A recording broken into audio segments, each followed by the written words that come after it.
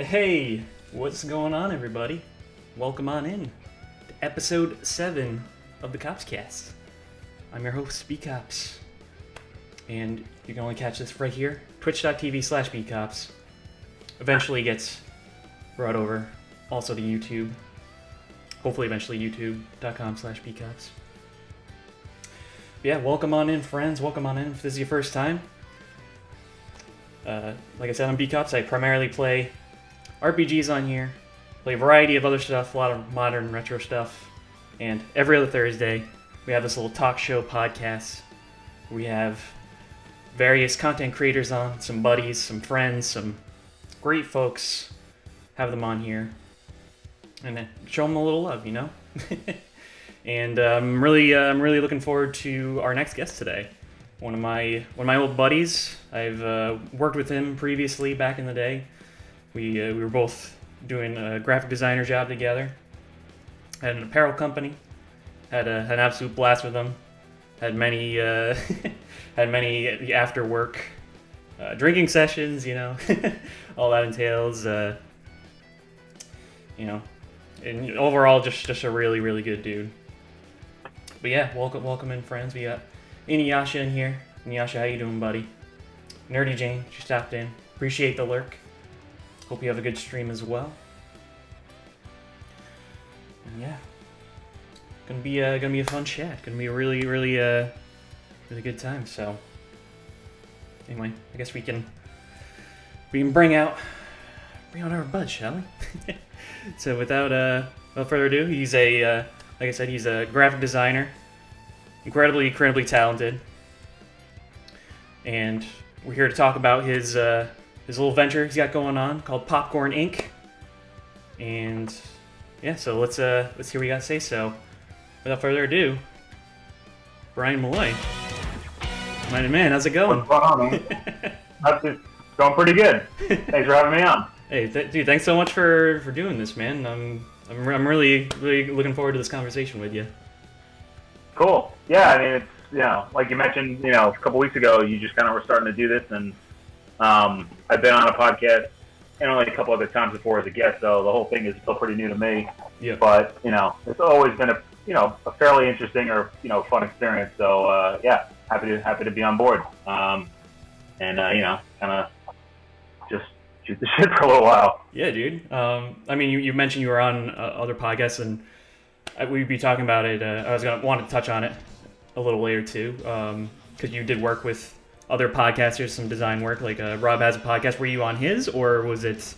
I was, yeah. That was probably that was probably 3 or 4 years ago. We were doing a kind of like a long like a series of merch drops. So before we sort of got into it with his audience, we kind of just had a brief. It was probably maybe 40 minutes, maybe an hour tops. Podcast, kind of just describing the project and what it was doing and the charity it was raising money for. And so yeah, I mean, that was kind of it. It was a very specific specific subject that we were talking about. Mm-hmm. And then a year, I want to say about a year, maybe a year and a half ago, I was on a podcast called Let's Chat with Chris Revel, who's a guy I met, a local guy that does a podcast about pop culture and movies and television. So sweet. He's bought a bunch of posters for me at the markets and stuff like that. So yeah, he was kind of similarly wanted to just kind of talk about movies and art and stuff like that. And that was a fun conversation. It probably was roughly about 2 hours, something like that. But, so he met you at where you were selling, and then you kind of went to that conversation, and then he invited you on, kind of thing. Yeah, he bought him and his wife bought a couple, and then they came back the following summer, and they bought a few more, and then every time that he bought a poster, or even if he wasn't buying a poster, he just came by and was just talking about whether it was whatever Breaking Bad or whatever show we were watching, and after a while he was kind of I have this podcast, it'd be kind of would you like to kind of just continue this kind of conversation on that? So kind of what happened, and yeah, it was pretty cool. And one thing led to another, right? And of course, right up your alley, especially with this venture you got going, how it's very much focused on movies, but you're utilizing your creativity that way. But yeah, that's awesome, man. That you've been on a couple so far. Yeah, I mean there was.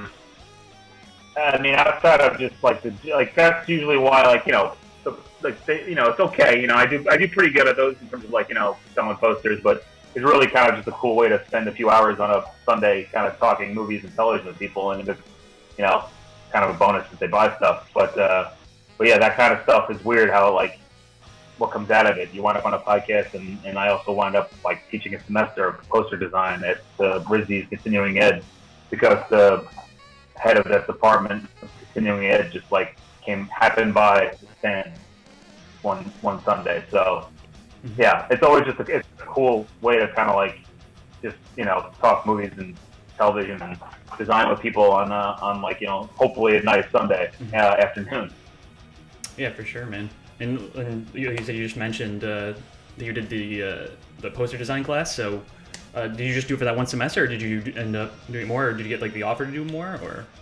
I got the offer to do more, but I think I wasn't really. I should have done more research on the continuing ed department in general, because I had made plans the following winter for the holiday. I think I was going on a Christmas vacation type of trip, and they wanted me literally during that, and I was oh, I can't make it. And then from what I heard, I think the head of that department either moved on or retired, and he was my contact, so we never reconnected. I never reached out. They never reached out to me. So it's something that I wasn't passionate about. It was a fun experience. I'm glad I did it.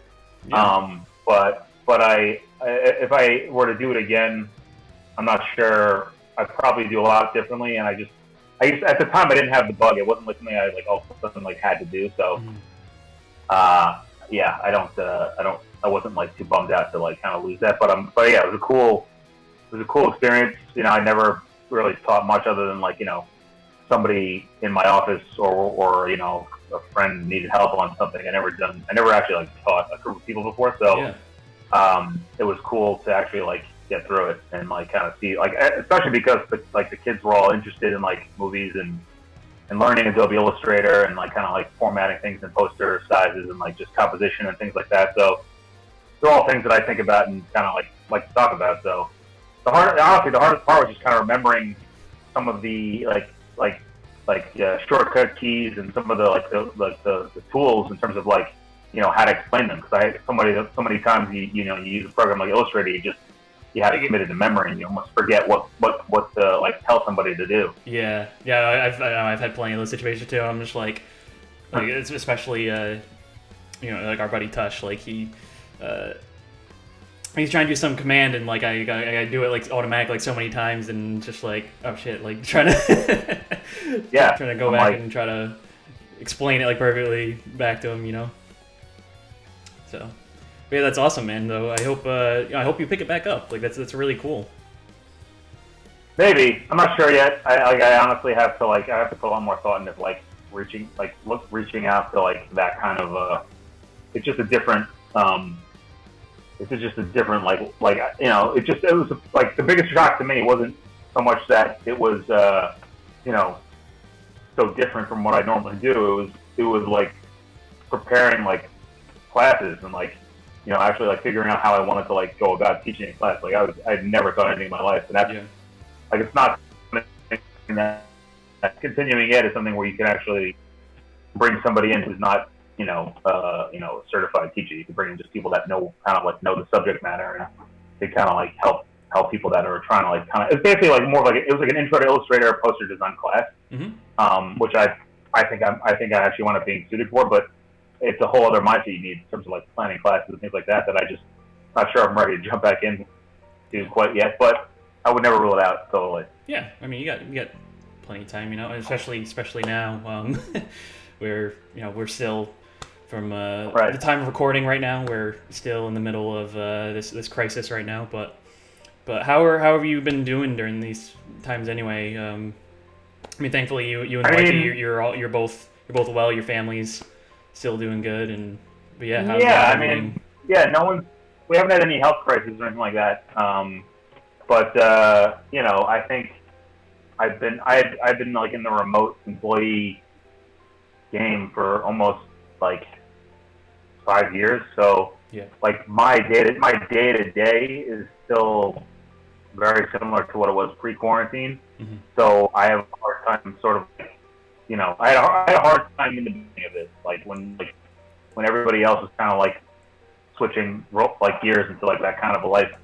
I was like, I'm like, this is sort of normal to me. But one of the things that was kind of like, if you're a remote employee, I think, or you do all your work remote, you have much more of a need to like do things at least every now and again, like go on trips, like schedule things like that. I had more of that in my life where I would like plan trips where I could work from any location, like whether it be going back home to New York or visiting family down in DC or friends in, parts of like Boston, north of Boston, like even going out to California, like, I can make these trips to like kind of like really break up the monotony of working from home. And this has been going on long enough now where that doesn't happen either anymore. So now I think it took me a little bit longer to kind of really feel the effects of the whole lockdown thing. Mm-hmm. And I know that a lot of places are sort of opening up maybe a little too soon, but Rhode Island has been one of the better handled like states in the country. So, Yeah. but even with it still opening up, it's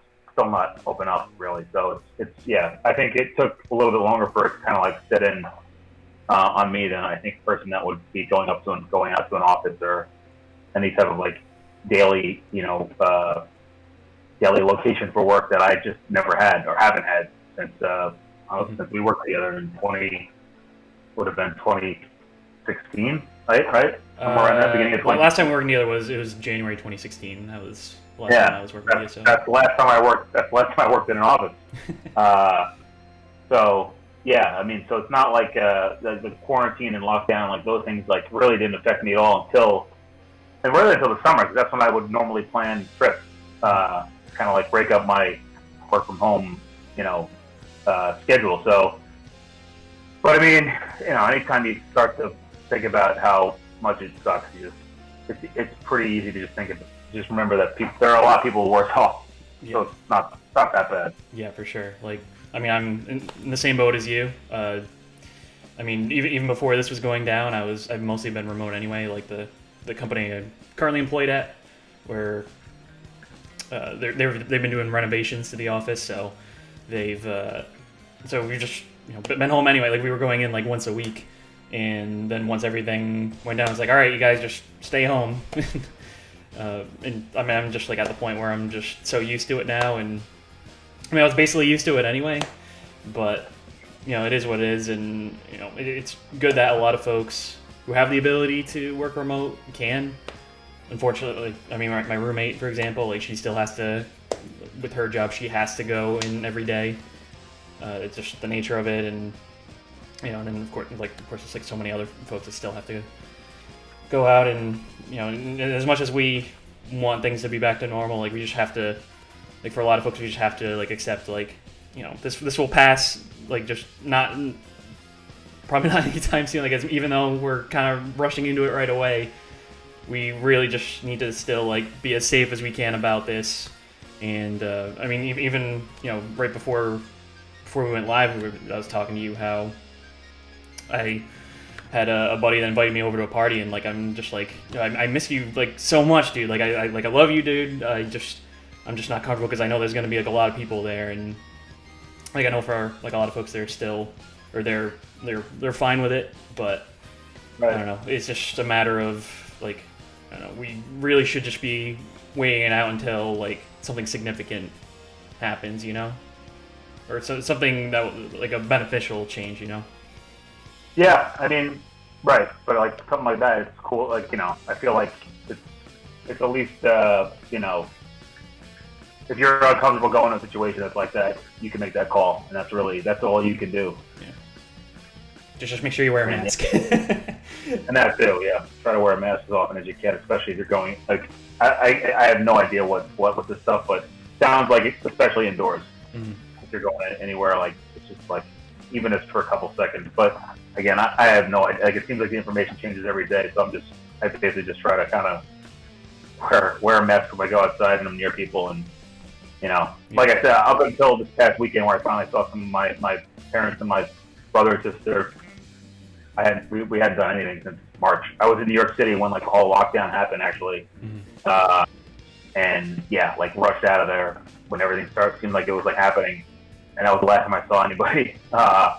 Anybody hadn't made any trips or anything like that. So just yeah, I have no idea. I'm fortunate that I can. Like I saw some family members this weekend, and that usually will tide me over for a few months. At least it has in the past. That's kind of like how I've operated. So hopefully that'll I won't feel the urge to do anything like that because I'm unavoidable. Everyone has a different breaking point when it comes to wanting to see friends and family. Exactly. You just hope when you go through with it, you try to be responsible as you can. But it's I still don't know really enough of any of the information to really make any type of call for anybody else's decisions. So just do what you can. Yeah, exactly. Yeah, I mean, I was really reluctant too, even with my family, like with my parents. Like, I know we're all thankfully in good health. We're all being safe about it, and whenever I go over, I'm usually just like hanging out on the patio with them, and my dad like cooks something on the grill or something. But I know it is tough. It is tough, but like I said, we'll get through this. You just gotta wait out the storm. That's all it is. Yeah. Yeah. I mean, sooner than later, hopefully. Mm-hmm. And then it's usually like this month. Usually, you would have your big family competition thing that you do every year, right? Yeah, we had to postpone that. So it was even with cause that's in New Jersey, and I think New Jersey changed their gathering rules to 50, I think. So, but even that was too small. We have easily like 80 people. So, so it's just thanks. We were bummed to postpone it, but yeah, I mean it's essentially family Olympics. Yep. And with 4 different teams, and it's a lot of fun. But it's one of the things that was just a casualty of COVID. So we'll push it back a year, and hopefully by next July we'll be back at it. Hopefully it'll make it more fun.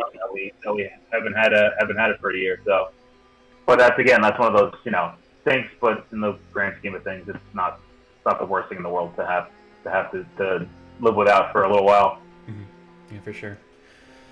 Yeah. So I met you. It was like 2014, I think, was because we used to work at Teespring together back in the day, which was, I easily say that was like one of my favorite jobs. I mean, it's probably going to end up being like my favorite job ever. Let's be real, but it was fun. It was a lot of fun. Yeah, it was. We had a great team, a great group of folks. But yeah, I met you. It was like 2014, and I moved from New York to Providence in January of 2014, and basically started at Teespring. It was either the last couple of days of January or the first couple of days of February of that year. Mm-hmm. Yeah, and you were primarily in New York. You were New York. Well, you grew up in Long Island, worked around like Maine State. I grew up in New York City. Okay. I had a lot of family on Long Island, so I go out there a lot. But I grew up. Me and my brother and sister, my parents, they raised us in the Lower East Side of Manhattan. Mm-hmm. And you had family. You had family up this way too. So you went to school up here too, right? Boston, yeah. I did. I went to Providence College. Not known for their digital art department whatsoever. Mm-hmm. I didn't do any of that stuff until after school. I got a degree in marketing, which was kind of just like the most interesting. That seemed to be a feasible career path at the time. Mm-hmm. And yeah, I didn't start taking design classes until after I had started working, doing several jobs I did not like to learn. So that was, even though I didn't take design courses or learn really anything in terms of art in my educational upbringing, I still was always drawing and just something that was a hobby. Mm-hmm. And then after you work enough jobs that you hate, you're like, I wonder if I can turn my hobby into a job. That was kind of the thought process. So I took night classes to learn things like Illustrator and Photoshop and InDesign, and kind of just started worked at a small agency doing logos, websites, print stuff. And then after I did that, I worked for a startup in Queens that probably ran for like 2 years before they sort of just, it was kind of like it was sort of like a subset of it was like it was a construction company in Queens that wanted to create an online portal to like help them like get like contract jobs. It wasn't very exciting. It was like home improvement type of stuff. So it was pretty boring overall, but it was cool to be like, on like a ground floor type like employee at a startup company, which is sort of what was kind of the best of both worlds for a place like Teespring, is that, it was sort of like an up and coming company that was still pretty small, except it was, instead of it being for a kind of like a boring company, like, brand, it was several different brands that you were like doing several different projects for several different people that needed designs. And, yeah, I think from that point on, I pretty much existed almost exclusively in like the merch world, which is why, as much as I like it and still kind of like do that stuff, that's where I kind of led me back towards like popcorning. The idea of doing something like kind of like separate from t-shirts and hats and doing something more kind of just like poster driven stuff, because it was something I collected. It was something that I kind of, gave to friends and family as gifts. And then I kind of think of one I wanted, to have them on my own wall. And then next thing I knew, I had like 60 or 70 of these things. And I'm like, might as well like give it a whirl. We actually, it's because our, former Teespring colleague, Johnny Lopes, did the Slightly Odd brand stuff, which is awesome. Yeah. Awesome stuff. He was selling at the Flea. I went to just kind of like swing by and check it out. And I was like, I should probably do this. So it's kind of what happened. Like the following summer, I, started doing it. And yeah, it's been, I mean, the best thing I can say about it is that it's like been a project that I've kind of done that kept me active in terms of like doing designs of like things that I like without any like worry about clients, bosses, whatever. It's just kind of like a cool project. And on the positive end of it, makes a little money. I've gotten some cool freelance gigs out of it. Like the teaching thing aside, I've got a couple of like, did some banner like work for like websites, and like, every now and again, like people are, looking to hire me to do stuff for their brands, which is cool. But ultimately I prefer to work, to do the work for my own internal work for my own brand, to try to like kind of see where I can go, because yeah, it's definitely cooler building something kind of yourself. That's kind of like pretty simple, but yeah, this summer I had again, somebody I met at the flea market. They the Providence Flea, they are opening up a like a summer shop, like out on Block Island in one of the like old theaters, the Empire Theater, and they were like, would you be interested in having like your stuff included for sale? Like that's pretty cool. So like there's like a rack of all my stuff. I'm not there, but there's just a rack of my stuff there that people can buy when they go out to Block Island. So it's all touristy, mostly Block Island stuff. Yeah. So my stuff's it doesn't exactly fit with everything. So I was a little curious about how it would do, but it's a cool bonus for them to have there, though, for sure. Yeah, I mean, it fits with the theater like aesthetic that the place has. It's like a very old. Like they even were showing like, I think they were showing Jaws like the day it opened, which is one of the posters I have. So it's kind of like, it seemed like a natural fit. I do wonder how well it will do in terms of like, compared to all the other stuff that's like really kind of like Block Island centric stuff. Sure. But yeah, like it's like it didn't seem to be worth passing. It seemed like a pretty cool risk to take, and at the very least, I'm probably gonna go out to Block Island, another time this summer. Hopefully, when it's like probably during the week where the ferries are kind of empty, and you sit outdoors and try to minimize any type of like crowds. But it's it's kind of cool, and like all that stuff like between between freelance classes and between freelance gigs, teaching a class, being on some podcasts, like the whole popcorn I think has been a pretty rewarding like side project for me to have for the last, I would say, about 5 years now. Mm-hmm. Maybe about 5 years. Yeah, that's awesome, man. Like like you said, you weren't even sure if you were going to go into art right away, and then just kind of took the chance with it, and then kind of progress your way through through different companies, and And here you are, kind of starting your own thing, and that's awesome. And like I'm thrilled that you're having success with it, man. Thanks. Yeah, it's one of those. I mean, I still like that. I think it's cliched to say, but I still like kind of have no idea what I'm doing. I'm just figuring it out as I go. I feel like that's kind of the case with a lot of people that, especially people that are kind of trying to do something that they like. Mm-hmm. And especially if they're doing it on their own. But yeah, it's been, yeah. My only regret in terms of life is that I wish I had made the decision to kind of go back to school like 2 or 3 years earlier. But like that's, not. It's better to think that than to think that I could have gone even later. So, yeah, I definitely have been fortunate the way things kind of turned out. Doing things that I kind of didn't like, and then doing things that I did like for companies that I wasn't really into doing it for, and then kind of finding my way into doing stuff for merch. Kind of a cool medium to work in when you're doing, especially like like Teespring and most of these companies that exist in like the online social media driven e-commerce, so like speed centric in terms of like getting it out there as fast as possible. Yep.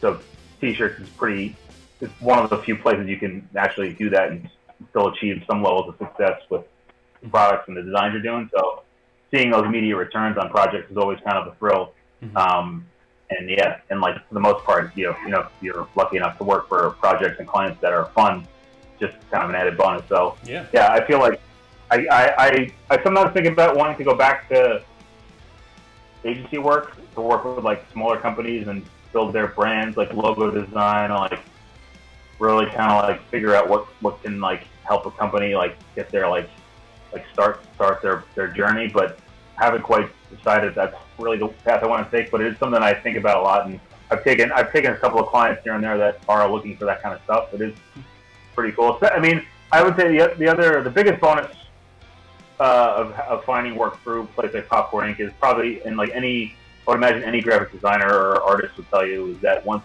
people come looking for work with you based off of your portfolio or work that they've seen, it's always a much more like trusting relationship with the client. Like they see your stuff, they like what you do, and they're more likely to kind of like take your advice and go in a direction you think is best for them, because they're coming. It's not like you're just kind of like a designer assigned to a client who has no idea who you are, and they're gonna you have to like kind of do whatever the client wants. When they actually come to you based off of your previous work, they're more like, what do you think? What should I do? And usually they're pretty open to listening to you. And that's actually like the other podcast I was on, Let's Chat, was like that was like one of the first things he did. He basically hired me to do his logo. He's like, I need a new logo. He's like, I love your stuff. Can you help me? So I was like, sure. Do you have anything in mind? And he told me his idea for a logo, and I tried to, as politely as possible, tell him that I didn't think it was a very good idea. And I said, you should probably do something like this. And worked out. He liked it a lot, and he's been using it since, probably the last couple of years. And I think he's now getting into his own, like doing some of his own merch with that logo. So yeah, like that kind of stuff is always cool to do. And that's just another weird, connection I have to like the Popcorn Inc. thing. So it's just, well, I feel like it's almost building, as much as I try to build, some type of like design aesthetic that people like and keep true to that and do stuff that I like to do. I almost find myself becoming more aware of the stuff that I've done and trying to like, almost accidentally coming up with ways to like keep brand very much like, focused, rather than kind of like, that's been like kind of like the hardest thing. Is like the Popcorn Inc. stuff is so, I think, so focused in one style that I've been hesitant to like open it up to like a million different kinds of like projects that I would otherwise not really want to put under that kind of a label. But then the option would be come up with like another company, and I'm like, I don't know how many companies I can single-handedly come up with on my own just to get freelance work. I probably should just come up with one. Yeah. So I think ultimately I might wind up just actually turning Popcorn into its own like little design project studio rather than just coming up with something else. But again, they're all questions that I kind of been trying to, figure out as I kind of figure this stuff out on my own. So But they're not like, yeah, they're fun things to think about and cool to be able to have the, like, even a small level of success to continue to like keep working on it. Mm-hmm. Yeah, and I wanted to actually have in my notes like for a little later on, but next week we can talk about now because you mentioned how you help that company like update their branding, like you threw out your idea, and just like how like effective like great branding like can be for like a company like that, and just how much more just how much more of an impact that will have like compared to like a certain like other styles that they would have gone with, but Yeah, I mean, it's more. The trick, at least from my experience, the trick with branding is always like, you could come up with the coolest logo in the world, but the client doesn't like it or believe in it, it's not going to work. Like they have, like, it's more like the work's on the client. It's going to be on the client to make that brand work more so than the designer. All you can do is, explain to them why that you think this will work and hope that they trust you. But if you fail, even if they're going to use the logo, if they don't believe in it, it's probably not going to work. They need to like actually like actively put their logo and their brand out there, and then like really make it like attached to their business and the work they're doing. Because yeah, if you half-ass, you can get the greatest logo in the world, but if you half-ass its implementation in your actual like company and your brand and how you're like progressing, it won't mean anything. So part of that's why if you have a client that trusts you and like wants to take your advice and is excited to work with you, the chances of them taking those steps is strong, and they're likely going to be better. They're going to be better off doing it. They're going to be more successful than not if they do that way. So, but yeah, I mean, in terms of just logos in general, yeah, I mean, there are bad logos logos that I think are bad that are wildly successful. So it doesn't really matter, whether it's good or bad. Like if it's a bad logo, but everybody knows it and remembers it, it's not a bad logo. Yeah. You could think it looks ugly, but if everybody knows exactly what it is and what it stands for, that's really the job of a logo. So it's all effective how you market yourself online with it anyway. Like you'll have like if it works for, you'll have like a for one of those, like a lot of companies will just have like a symbol that like maybe isn't like specific to like doesn't specifically say like the whole thing, but like that'll be like part of the thing, and like that'll be like your social media logo, and that'll be like your Twitter, your Instagram, and then you'll have like the main one to go with the pair with that, and it's just how it all will work together. And it's cool when you can introduce that to these companies, these agencies, and you can really make a bigger impact for them. Yeah, for sure. And like there's also like I think it's maybe more prevalent in sports, but there's definitely also like the concept of like logos just evolving over time. Or like, because a lot of times you'll see a logo that just goes from, it'll be a certain logo and the new one will be totally different. And those are kind of like bigger risk take, especially if you are a successful brand. But I think you see a lot more like logo like evolution where they change it a little here and there. It gets a little bit more simplified. The colors change a little. I mean, those ones. I mean, those are companies that usually are pretty tied to their general brand aesthetic. They don't want to overhaul it completely. But yeah, it just depends on the client. But it always comes back to like it's funny to me that social media, like in the way that like icons and like, well, it wouldn't be social media, but like favicons on your website, but logos on Twitter, Instagram, like how little they are. Because for the longest time, at least in like when like the digital revolution of logo design kind of like started, and I mean, I guess it's I became aware of it in probably the late '90s and early 2000s when like all these sports teams started having these really intricate logos that were clearly made on like out of vectors. But in the past, logos they had to be very simple because they had to function in any capacity, like whether it was embroidery, like stamp, one color, newsprint or whatever. And as kind of like it seemed like design sort of moved away from that. But now with like the advent of like the way that social media works on your phone, you have to have a logo that can actually be recognizable at a very small size, which was not really the case for a while. I mean, and like now you have like Like that's why you see companies like two of the examples everybody uses, which I normally hate, and I hate myself for even using them, are Nike and Apple. Mostly because people always say, if you have a bad client, will tell you, I want something like Nike. It's like the worst thing a client could ever tell you. Yeah. But as an example of a logo that works in any size, like that thing can be like quite literally the size of it can be a half centimeter wide and be able to recognize it. Yeah. So yeah, it just depends on like how implementation of a logo is just as important as the logo, and if you don't really have a need for like that kind of like use of a logo, like it's not really a logo then. If you have a cool illustration or any type of cool like design, but if you're not actually like implementing it with whatever work and content you're creating, if you're not including it as part of your daily message to your consumers or the new customers, I mean that's just, you don't really have a logo at that point. It's really it needs to like the logo has to grow like in the minds of your customers and your clients and people that like consume your content, because if they're not associating an image with what you're doing, then there's no point of having a logo. So it's as much as the designer can has a huge job to come up with a cool logo, it's really not on.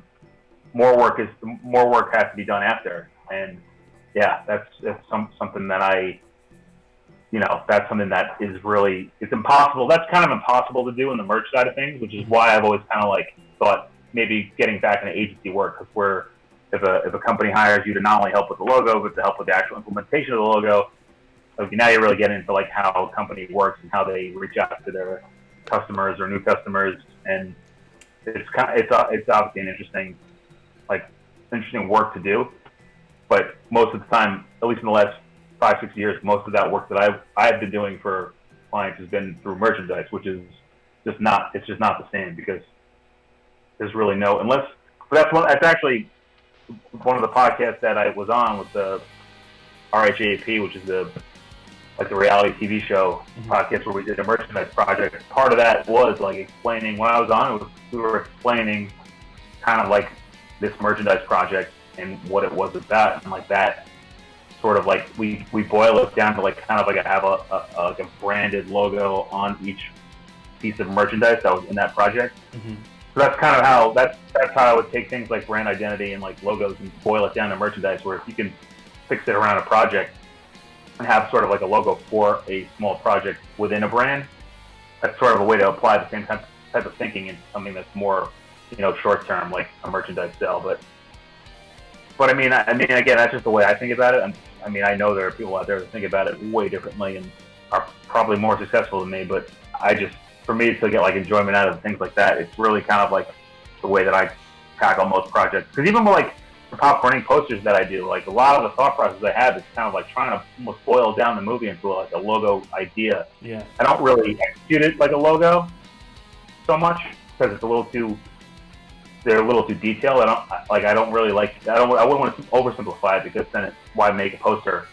But I do use that kind of thinking in terms of like trying to pull out elements that are part of the movie's like story or message or visual identity that really kind of can resonate cooler, like in like a still frame image, which is always just a fun project to do. So yeah, applying that to somebody's actual business, yeah, that's just as cool. So there's a lot of different ways to think about for tackling any type of project when it comes to that, but it's always more fun to have a client on board, and especially if they see what you've done and want you like, well, I want you to do that for me. So popcorning stuff has been, the fact that it has gotten me even a handful of those clients has made it worth all the time I put into it.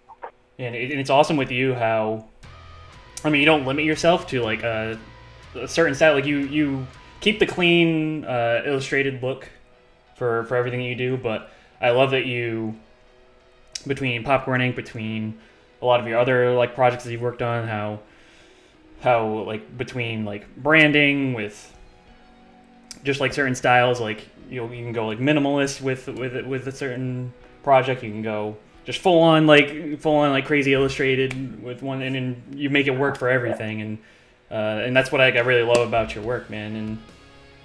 And I want to touch on the Popcorn Inc. stuff like specifically a little bit, but definitely want to get more into like your like design background in general, because you mentioned you do branding, you do logo design, you have your illustrating in general, and you said that this was like more of a side project for you anyway until you decided you wanted to go full on board with it like as a career. What do you think is your preferred out of like a lot of the styles that you go for? Which is your the thing you enjoy doing the most? Is it logo design? Is it when you actually do like a full on illustrated piece? Like what's your go-to? It's a good question. I mean, I think I probably like logo design the most. And mostly just because it's like I like the challenge. Like it's like a puzzle. Like trying to figure out what would work for this like brand. So it's like I wouldn't say that like, in terms of actual like the act of drawing. Mm-hmm. Like the full scale larger illustrations are always more fun to do. Like they're like adding details into things and like kind of like creating like like an expansive image with like a lot of like where you kind of don't have to limit yourself and just really just kind of like pour everything you want into it. Like those are definitely more fun in terms of like the activity of drawing, but like that's why and the logo stuff is much more about like thinking about it and like sketching out ideas here and there, like thinking about composition and researching whether it's a company or a podcast or whatever might be the project at hand. Like that kind of stuff is always a lot. Like the research that work goes into a logo is a lot of fun. That's why like the Popcorn Inc. thing to me is almost like the middle ground of logo design and like a full scale illustration project, because I think about there's more illustration going on. It's fun to get, if I want to add detail, I can. If I don't have to. But at the same time, I'm like thinking about how can I boil this down to something a little bit more simple than just, a huge illustration. And it's a combination of like things that like, it's just what it has always interested me from a poster perspective. Like Saul Bass, I would say, is probably the biggest influence on the style of those kinds of posters that I put out there. Mm-hmm. I actually have one of his books over here somewhere, which is like 20 of his posters in it, and I would say it's a combination of his, composition and use of color that really kind of like jumped. Like he does like a lot of Hitchcock movies, but I also know that I probably put more. Like I like to, if I can, put more illustration into it, and usually when I illustrate characters, at least for the Popcorn Inc. stuff, it's mostly in a similar kind of style, like kind of hard angles, mm-hmm. Low. I don't really like to use a lot of shading, mostly because it's probably from the merchandise stuff that both of us are kind of working in and around for the last half decade, that if I had like a lot of these posters that, even though I'm mostly printing them out digitally, mm-hmm. in my head, I'm like, I'd love to see these things screen printed at some point. Yeah. So I think about a lot of things in that mentality, and even when I like create the art file for them for like Instagram, or even just for print, like I will rough up the original artwork to the point where it almost has like a screen printed like look and feel to it. Mm-hmm. So things like shading and like, even though I like to do that stuff, and I will a lot of times, for the most part, the style that I kind of gravitate towards with Popcorn Inc. is to do very low color count, like usually like 2 or 3 colors.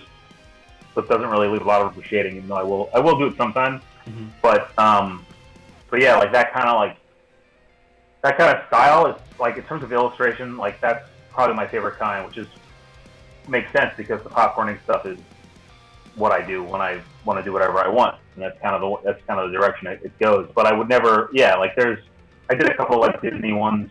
That's the other thing. I feel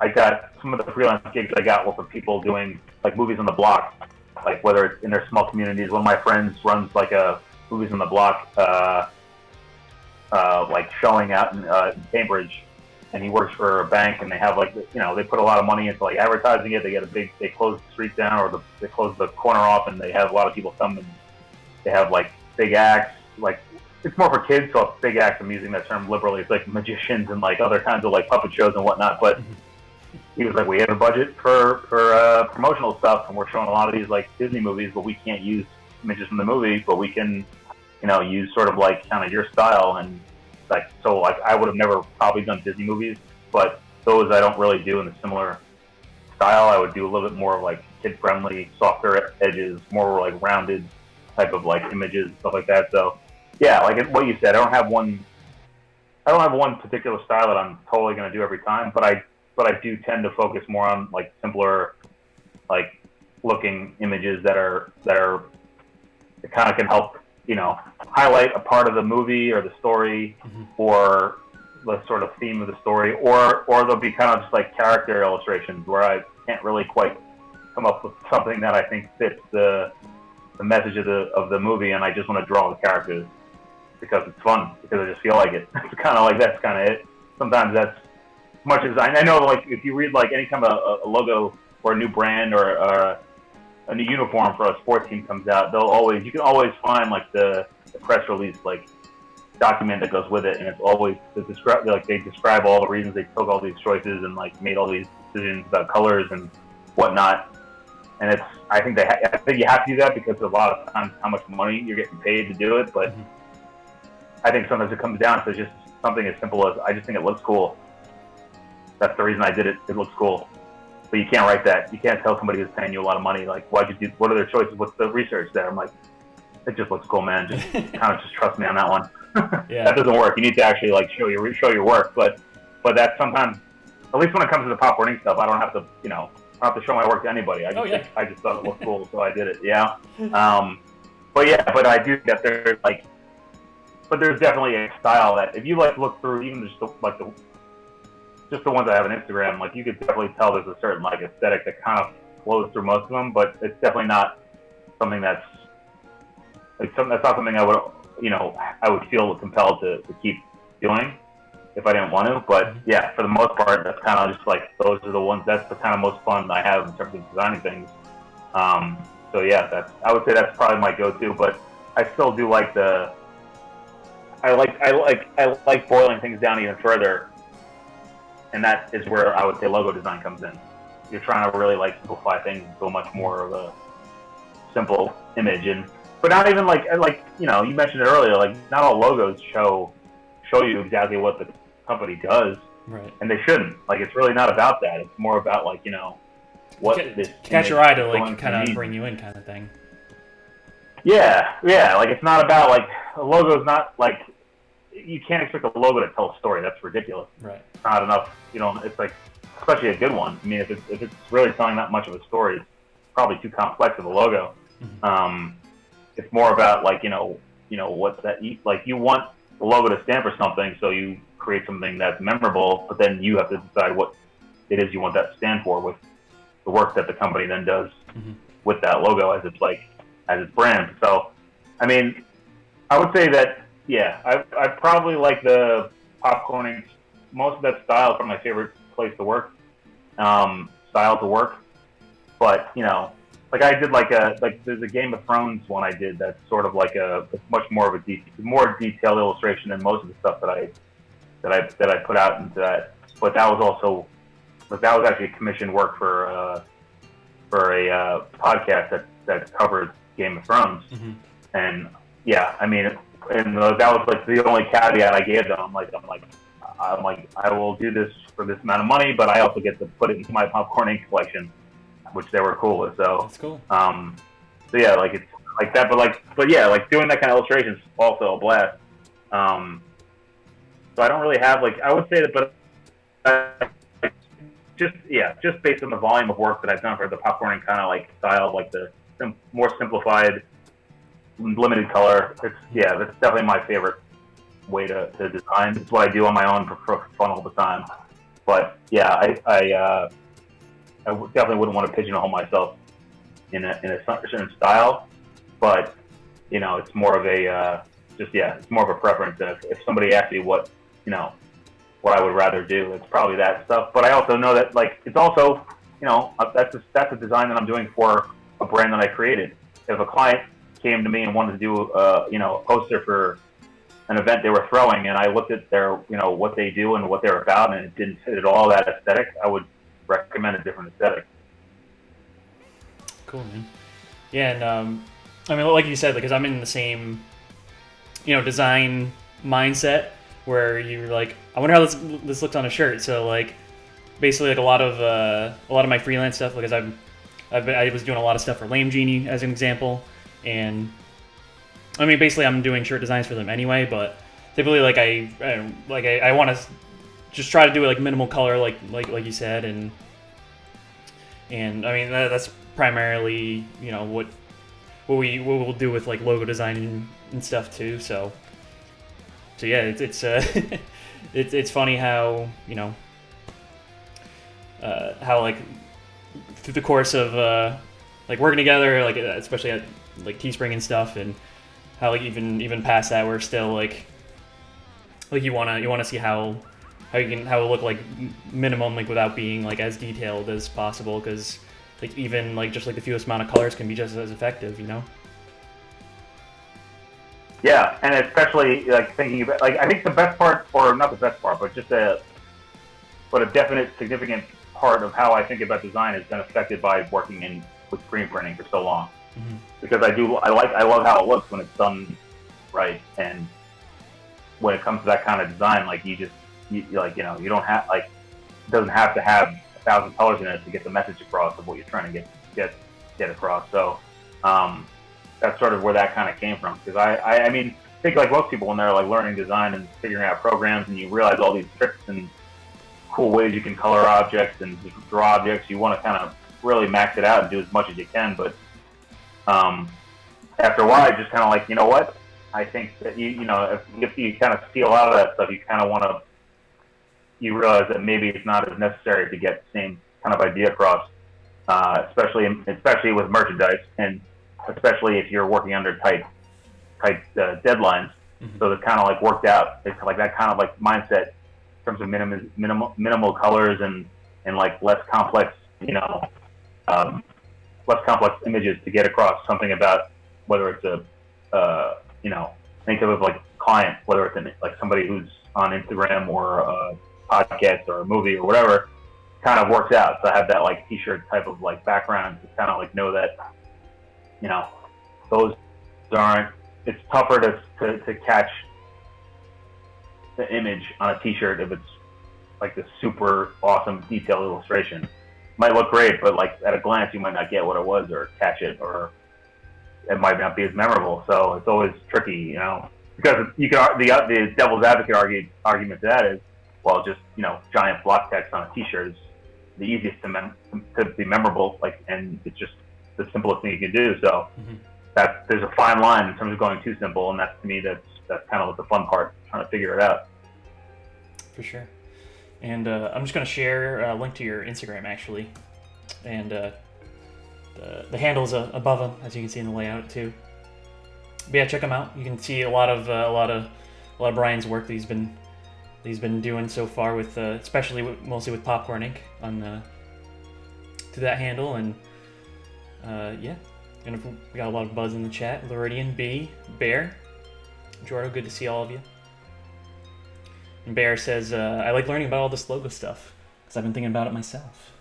Well, I'm glad that we're informing you. We're glad that we're happy to share all this with you. And of course, I'm happy to have you as my guest this week, Bryan. So, very cool, man. Yeah, it's always fun to talk about this stuff, man. Like, it's like, that's the one trade-off of working, remote, is that you don't get the same amount of like, inner office, conversations about art and design processes and sharing of ideas. Things like this and Zoom channels and things like that have made it easier, but it's still not the same. So, yeah, it's been cool to kind of just, essentially think out loud on your channel for a few hours. Yeah, for sure, man. Edry says he loves your Jojo Rabbit one. I love that one so much. I don't have it in because just a heads up for everyone in the chat, I have a little slideshow. We're going to show like a handful of Bryan's stuff. I didn't include that one, but I will say, like, that's probably another favorite of mine that you did recently. Thanks. Yeah, I mean, I was pretty psyched with that one too, because I love that movie. It's probably my favorite movie that came out last year. And I know that like one of the really the images of that movie that stuck with me is in the very beginning and it was in all like a lot of the branding with him jumping over like jumping during the explosion, and he kind of makes that like sort of like Nazi kind of like symbol out of his own body. Mm-hmm. And it was in a lot of the images that were used to promote it. So he's got like the goofy face and like the whole satirical take on like the youths of Germany and how they experienced that war from that angle of almost like a little kid looking up to professional athletes. To have that kind of like youthful, goofy vibe and such a obviously a sinister, message from their government. To me that was that one to me is a good example of like the logo cross with the poster design, where I kind of wanted to boil it down to something that was pretty much like a very clear like one note, but kind of got the vibe of the movie. And I mean, obviously, like what like that logo like in its actual history stands for is pretty grim. But the fact that logo is that like it's really been such a synonymous symbol for such horrible things for so long. Like it was like stripping away the horrible context. Like it was an effective logo. Yeah. It actually like it resonates over decades, and like people know it's bad. Like it's a bad thing. Yep. And like there's not a lot of images out there that can boil down a certain like belief of something so singular like that. Like it's really like it's scary how effective that kind of thing can be when in the wrong hands. So that kind of like taking that kind of thing and making it look like a goofy, laughable like caricature is really what I was trying to do, which is what that movie kind of did to the whole that whole side of World War II.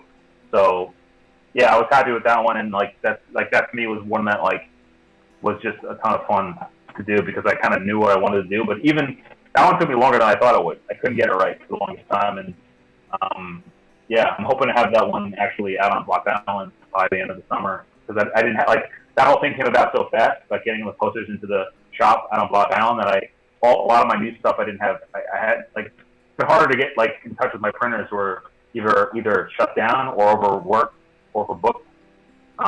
So it's been harder to get that stuff printed for packaging and for display. But I'm hoping that one and a few of the other more.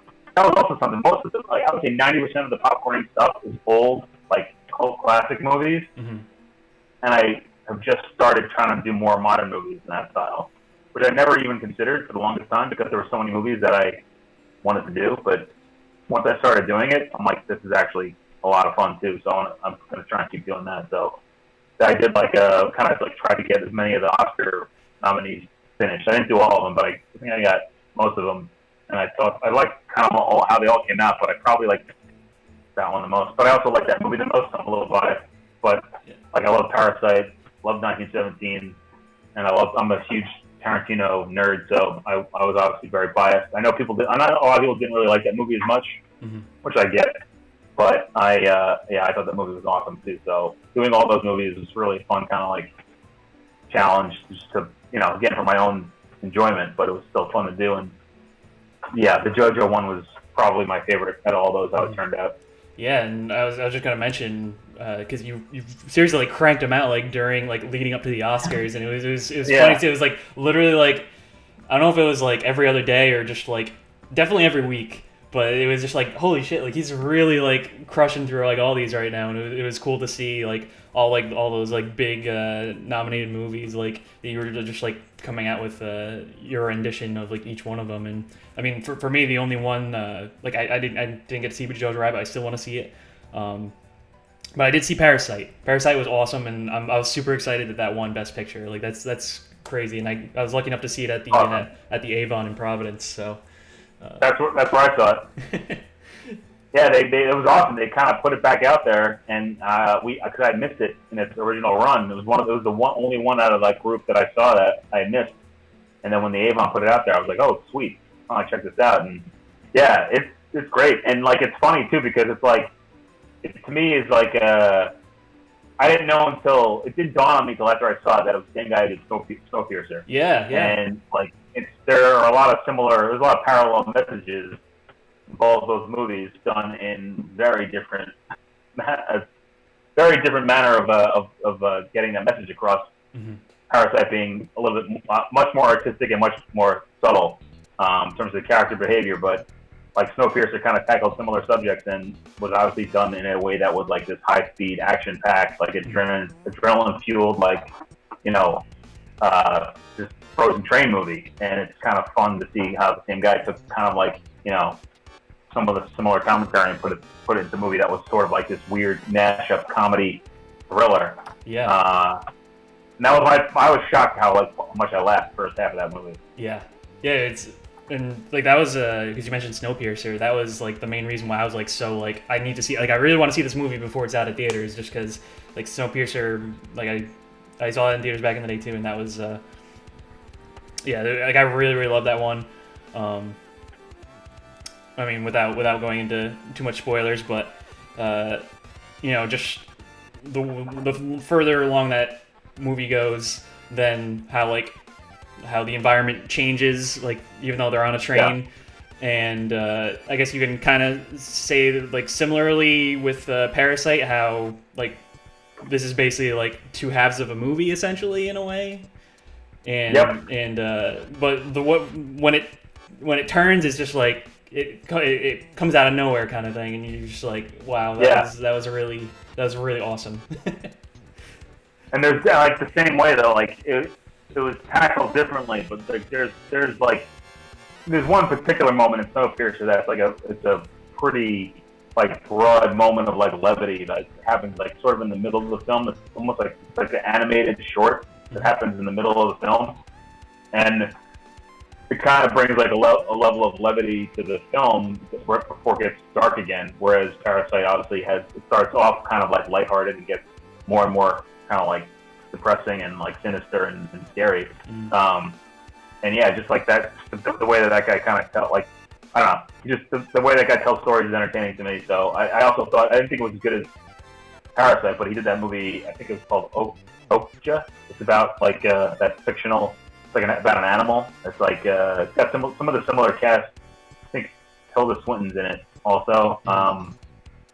Also good, also entertaining movie. So generally anything he makes, I'm probably gonna watch. And I wouldn't put him like he's just like he's one of those guys you just I wonder what he's up to and what kind of stories he's gonna tell next, because it's I'm interested to see it. And yeah, Parasite was awesome. And I think it helped me, like Netflix in general, and like watching TV shows from other languages helped me kind of like get over my initial hesitation to watch things with subtitles. Because mostly is always because I like things like Jojo Rabbit, like Quentin Tarantino, Wes Anderson, like the visuals and how like shots are composed and like use of color are so important to me that when I watch subtitled shows and movies, I find myself reading the words and missing the action on the screen. And to me, it's like saying that right now makes it sound ridiculous that I actually like thought that, but it was kind of like a learned skill for me, at least, to like figure out how to read and watch at the same time. So I just didn't practice it at all. And like shows like Dark on Netflix and other foreign language shows that I kind of like have watched a ton of lately, have all of a sudden made it a lot easier for me to kind of like be very used to that. So seeing Parasite, it was a no-brainer. I was not like, that I had been long over that hesitation when it came to movies. So that's why like it wasn't even like a thought for that one. But I can see how. I mean, I know some people are still anti-subtitle.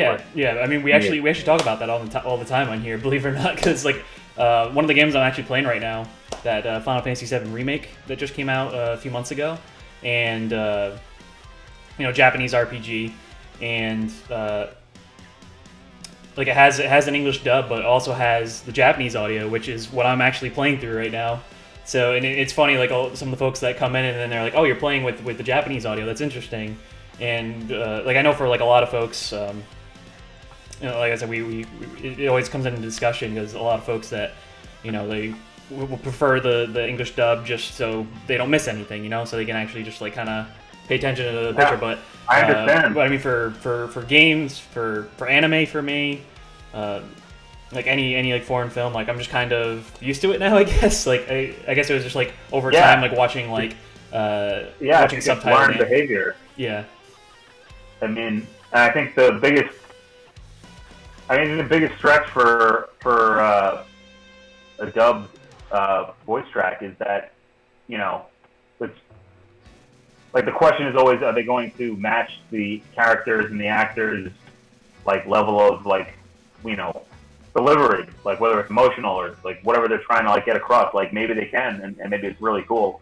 But I feel like if you're reading the subtitles and you have the actor in a language you don't understand, but you're hearing it as they say it, I feel like the emotion is more, at least for me now. Maybe in the past it wasn't, but for me now, much more easy for me to get a feel of the vibe of the characters and the dialogue and what's like being like the message that's coming across the screen is much easier for me now to get hearing a different language and reading it in English than it was in the past. And I think that I give credit to television shows more than anything, because movies were easy to avoid. You can just be like, that's just not for me. I'll watch a different movie. But with TV shows, and especially ones that are like, you know, 8, 10, 12 episodes long, you're sinking in a lot of time to that. And like once I kind of got over the hump of like being able to take all that in without having to worry about not catching visually what I was trying to like absorb from the show. It's made movies much easier to kind of sit through for me, to the point where now it just doesn't even faze me at all, which is kind of cool. Like I for me, it's been something that's affected movies going forward, but I probably should go back and like watch some older ones that I either ignored or watched and didn't quite enjoy as much because of my like undeveloped ability of watching movies with subtitles at the time I watched it the first time around. So, but I get it. Like, I mean, just coming from a place where I used to not want to do it, I totally understand people that are that'd rather have a dub, because it is easier, like, to get the information of what they're saying and see it. But I do think you lose a little bit of the like emotion, especially. I mean, it just depends on the kind of show or movie you're watching. But even for like a comedy, I mean, comedy is as much timing as anything else. I don't know how you could watch a dubbed comedy. It doesn't seem to me it could work. I mean, unless it's, I mean, I guess there's a chance it could be funnier if it's terrible.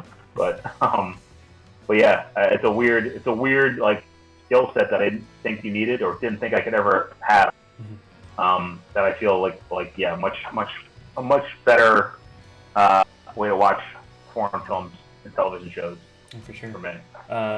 My buddy Edry in the chat, he mentioned Old Boy. I don't know if you ever watched that one. I don't think. Honestly, that's a movie that I am literally terrified to watch. I know the whole story, and it just like freaked me out. Just reading like the Wikipedia page, and I think did Spike Lee remake that? I feel like I know there was a remake in America, and I might have been him, but yeah, I can't remember what I came across it on like something, and I like it freaked me out. I heard it's great. Maybe I should go back and watch it at some point. I won't be. I haven't, because I know the story, which is so twisted. So yeah, it's just something I haven't gone through yet, but I do know that story, and I know that it's like a huge like cult classic. So I mean, maybe if it's one of the, because I follow a lot of similar like artists that do a lot of like movie posters, stuff like that, and I've seen like Old Boy posters come through my feed every now and again, and they always look really cool. So probably something I should add to my list and eventually check out, because it's not like I'm gonna get freaked out by any twists and turns. I know where those are headed. So maybe stylistically and just like the acting and everything is probably worth watching, because it can't just be a cult of the story. It's got to be because of a lot more that goes into it, which is probably what I would appreciate if I gave it a shot. Yeah, for sure. And because you mentioned that you focus more on like older films with a lot of the posters that you were doing yourself, as opposed to like modern ones.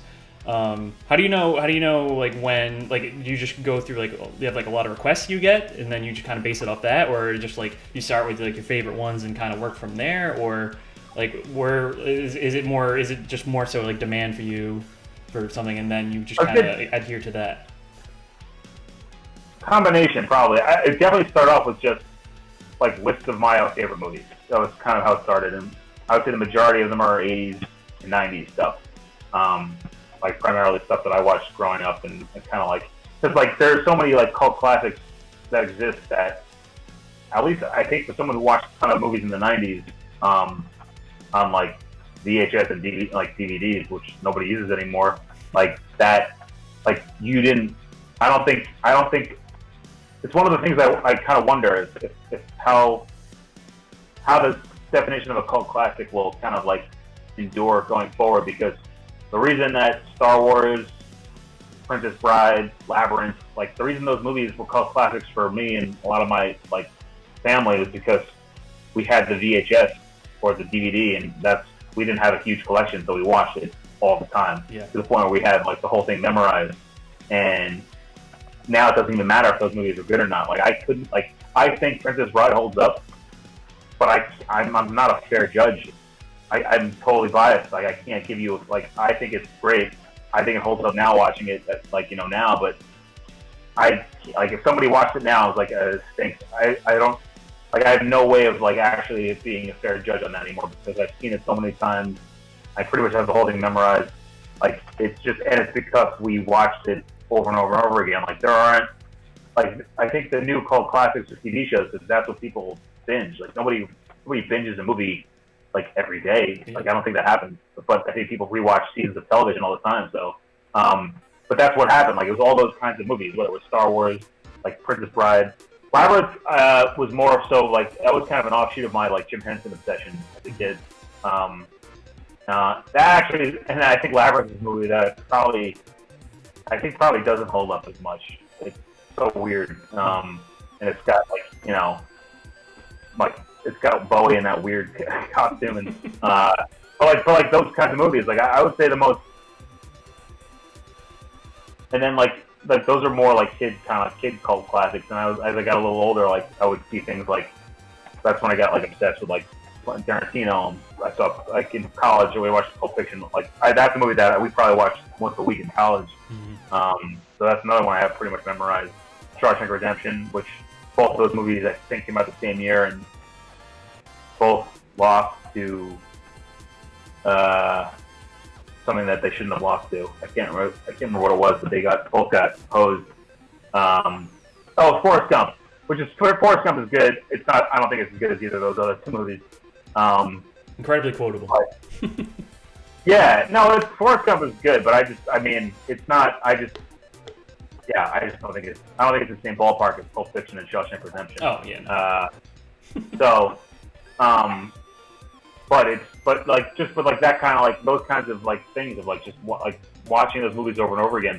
That's how these things become cult classics. People watch them forever, and they've they have them memorized. So that's really where like it started for me. It's like I want a Pulp Fiction poster that features Marcellus Wallace's Band-Aid on the back of his neck, and I can't find one online, so I'm gonna make one myself. Same with Princess Bride. I'm like, I want the Cliffs of Insanity on a poster, and I can't find one online, so I'm gonna make it myself. And then it was like, oh, I know my brother's favorite movie is Point Break. He's got a birthday coming up. I love Point Break too. I'm gonna make a poster for him. My sister-in-law loves The Labyrinth. That's kind of how it started, just like gifts and stuff for myself, and most of that was coming from relatively similar interests with friends and family. But as I started kind of like picking those off one after another, you start kind of like thinking about things that you maybe wouldn't have considered one of your favorites, but something that you liked, or something that you wanted to see. So that's where I've gotten into. I have done requests that are like ones that were kind of like the requests I probably get the most at like markets is Goonies, which is something that I've sketched out a couple of times and just haven't come up with one that I totally am in love with to like really dive in on it yet. But there are obviously there's an endless supply of movies, and whether you're going back in time or waiting for new ones to come out. So it was really just the mindset of doing new ones. It was more like that, kind of like when somebody asks me why I do these like the movies that I did, I always say that because I like that old school like Saul Bass, like pre-photography movie art the most. Mm-hmm. I was just picking movies that kind of I watched growing up and wanted to put it in that style. But it's the same mentality of doing them now. I mean, the only difference is they have yet to become cult classics. Who knows if they will? But that's beside the point. It becomes after a while. I'm like, oh, it's really just a fun exercise. And that's why the Oscars thing was like that's sort of like one of the benefits, but also one of the negatives of doing it on your own time for your own interests is that you have no deadlines, and that can be a blessing in the sense that you can take as much time as you want, but it could also be a curse in the sense that like you might never finish it. You just keep working on it and just never finish it. Mm-hmm. And by kind of creating those, and I'm definitely not alone. I'm sure people do this. I know people do this all over the place. You just kind of use arbitrary things like the Academy Awards are next week. Try to do as many of the nominated pictures as possible by then, mm-hmm. just to finish stuff because it's just kind of like you're just basically doing it for the hell of it, and the process is fun and you like the way it looks, then kind of mission accomplished. Yeah, so basically you just started off like it was more nostalgia fueled for like the movies that you just like were crazy obsessed with. Yep. Then eventually, like you said, gifts, and then now it's just more so like circumstance of what people might want as opposed to, or like if there's like a big one coming out. So I might imagine you might end up doing one for like Tenet, let's just say, coming up. Yeah. Yeah. Although I don't think I have any no, I did a Dark Knight Rises. Yep, Dark Knight. Because I was for like a summer, I was unhealthily obsessed with Bane for like a summer. I just thought he was awesome. He was like, it was a good combination of like menace and ridiculousness that I really loved. Like, as much as I know The Dark Knight is a better movie than The Dark Knight Rises, I've watched The Dark Knight Rises more times than I watched The Dark Knight, mostly because of Bane. So I wanted to do a Bane because I wanted to do a Bane design, and that was kind of it. And I never actually got around to doing the other Batman movies. I get that request all the time when I have it there. I'm like, shoot, I should do it. I just haven't. And I think Tenet would be a good one, like Inception. Like, I actually have a cool sketch for Dunkirk that I never finished. Oh, nice. Because that to me is visually, at least for me, like obviously Inception and like all the Dark Knight movies and Memento and they're all awesome and like all movies look fantastic. But for me, visually, I love the composition of so many of the shots in Dunkirk. That's why that felt to me almost like a. Like he was. It just, I don't know, the way it looked, the way everything looked to me, it just felt more like the coloring. I thought the colors were great. So yeah, like that one really resonated with me most in terms of visually, like coming up with a poster. Mm-hmm. And I have that's one that I should have finished because it looks. I like it. It's not like usually when I'm like for Goonies, I'll like get something out of my head and be like, I'm not feeling it. That one I'm like, this is cool. I like it. I should finish it. And I just keep forgetting to get back to it. But yeah, like Tenet will be a good one. I mean, I don't know. I wonder if that movie's going to actually hit the theaters or they're going to actually stream it. I kind of hope they stream it.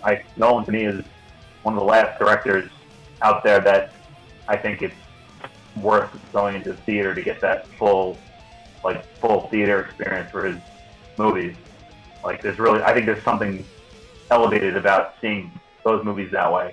Whereas, a lot of the other movies that come out, I could watch it at home, just get the same out of it. So I think I'd probably put him and Tarantino as probably the two that I put at that level. Everything else, I'd probably say I could probably get the same out of it. Maybe Wes Anderson, but I don't think so. I think Wes Anderson movies, while I would always go in the theater just because I like them so much, I want to see it. I watch those movies just as much at home and get kind of the same out of them. But I know, especially for the Dark Knight, Inception, Dunkirk to me was like, that movie doesn't translate at all to home theater the way it did seeing it in the theater. At least for me it did. It was so much cooler to watch it there. Just the audio, like the way his use of sound in terms of like that kind of like suspense building without music almost. Like the music was obviously in there, but like just like the sounds of like the approaching planes was just happening non-stop for the entire movie. Yeah. I don't get the same out of it watching it at home. Oh, for sure. Yeah, you really need to see all his movies, especially in IMAX. Like, I don't know, it's just like a whole other experience. Like I couldn't have imagined seeing like Interstellar, not in IMAX. You know, like if you remember that scene where it's like, because I remember I went with you, and it was that scene where you see the ship is like floating near the rings of Saturn, and Saturn is like basically like 90% of the screen, and then you just see like the little ship like this, like just like in it's pretty crazy. Yeah, I love Interstellar too. I should remember that one. I love Interstellar. I think that movie, mixed with a lot of people, and I don't know. That to me is one that that was a big time must see theater experience. Look, the visuals and the sound combined with the way he tells the stories. Yeah. So Tenet, I bet if you asked him, he'd say, I'd rather wait till theaters open again back out there. But I also don't know how the hell it works with these studios and the pressure they might get to like try to like, like I just watched Greyhound, the movie that Tom Hanks made, and they sold it to Apple TV. Yeah. They sold it to Apple because they weren't going to be able to get the theater distribution, and they wanted to I don't know what the production company, but they wanted to. I want to say Sony, but I don't know if that's right. But they wanted to make money, so they sold it. Mm-hmm. I mean, I get it. I thought Grant was pretty good. I don't know.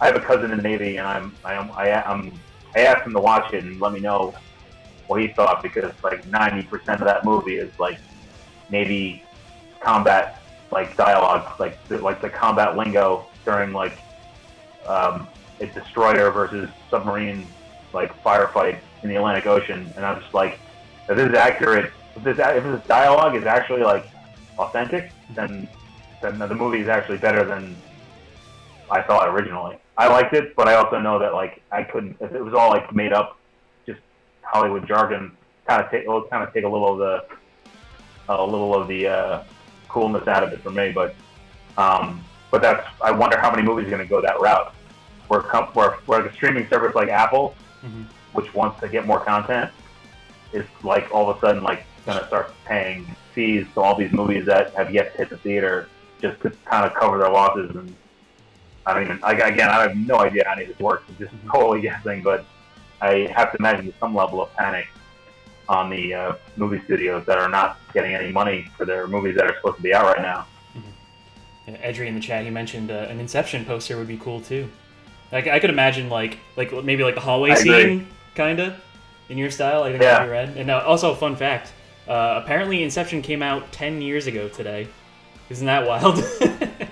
Wow, dude, that's crazy. That is crazy. I just saw that on Twitter earlier. I'm like, dude, holy shit! Like, it's been 10 years since that movie, and it's one of my favorites. I mean, Nolan's my favorite director, and I don't know, and seeing that one in theaters, like it was just, or seeing IMAX was unreal. I mean, to me, like, and was it Hans Zimmer that he usually gets to score his movies? Yep, it was Zimmer. Yeah, like whatever, either it's from Nolan's direction or just him letting Zimmer do whatever he wants. Like the scores that he pulls into these movies, like I don't know if it's intentional, but they just don't work as good unless you're hearing it on giant speakers in a giant room.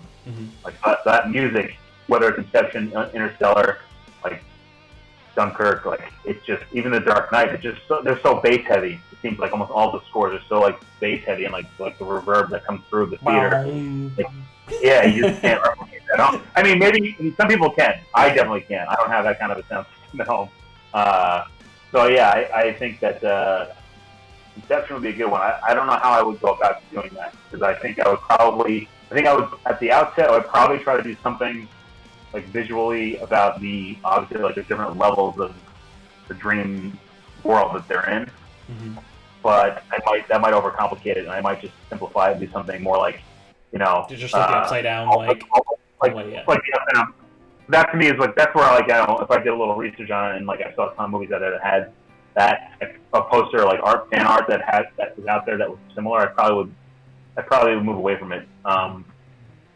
only because I don't have a clear idea of what I wanted. Like there are times where I'm like the Pulp Fiction one. I'm like, oh, I want to do something with the back of Marcellus Wallace's head with the Band-Aid. That's out there. That's all over the place in fan art. I didn't care. I just wanted to do one. But for something like Inception, where I didn't have a clear idea what I wanted to do, and I saw a bunch that existed already, I'd probably move away from doing that one. Try to come up with something a little different. But I don't know. I probably haven't seen Inception in like 5 or 6 years. I should probably watch that again because it is awesome. Yeah, do it up, man.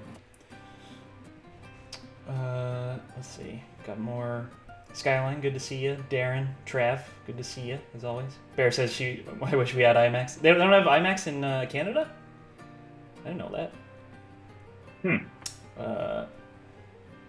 What do they call the theater where it's half dome, like under and above you? Shit, what's the name? I think LA has no one idea. of those, I think. Science Museum in the city by me and has one that's literally insane.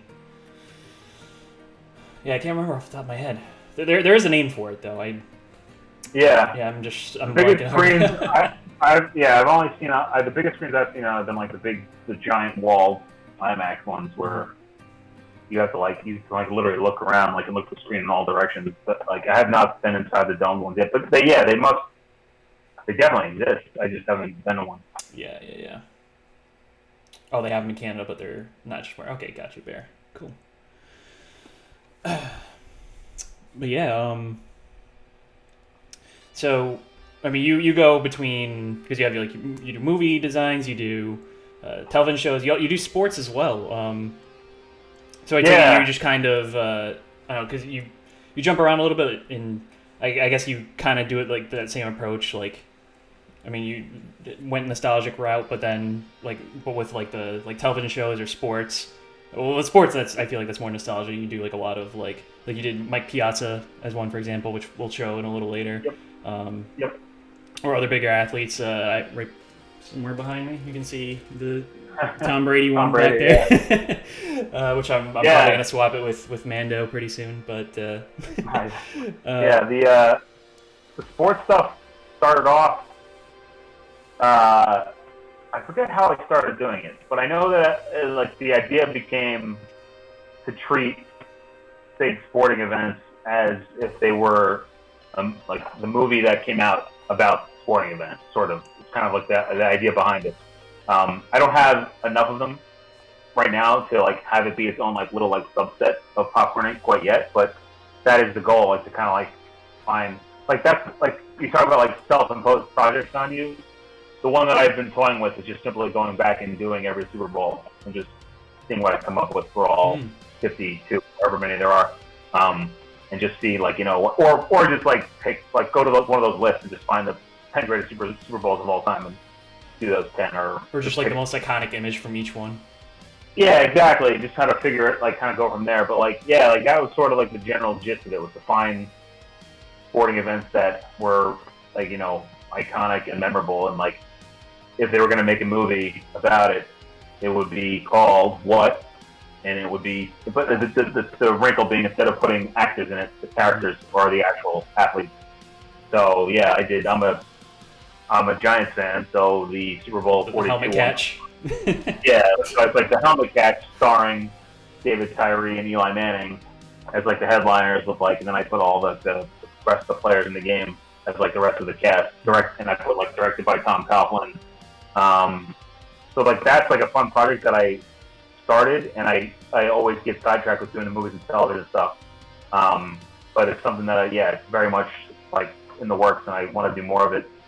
Now more than ever, right, with sports being pretty much on the shelf.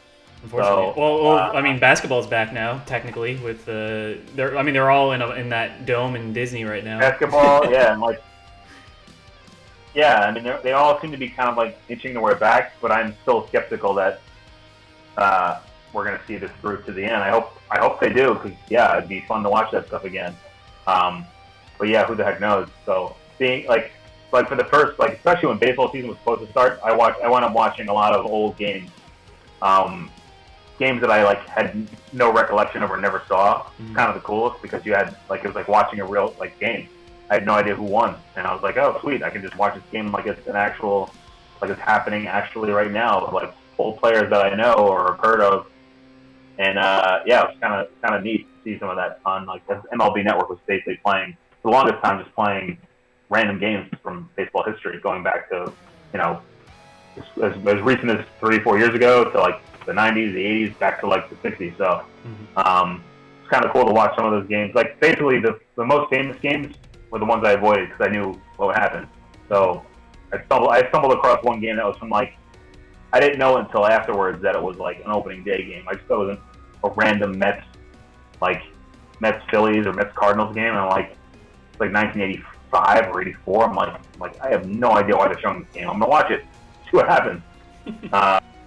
Kind of cool, but like that just, to me, that's just sort of like that was in early May when baseball season would be like really kicking into high gear, and I was definitely like going through some withdrawal of not being able to watch it. Yeah, so yeah, being able to kind of kick into like doing some sports posters is sort of like seems like it'd be a fun exercise to do while maybe these sports are kind of ramping back up into some type of season for this year. Who knows? But yeah, the sports stuff is definitely something I need to get back to. It's fun. I love it, and it's definitely, and it always resonates. Like it's always something people like talk about, which is why that sort of led me to going back to like looking into music and finding old concerts and old venues, whether they were big or small, and like recreating concert posters, which I have.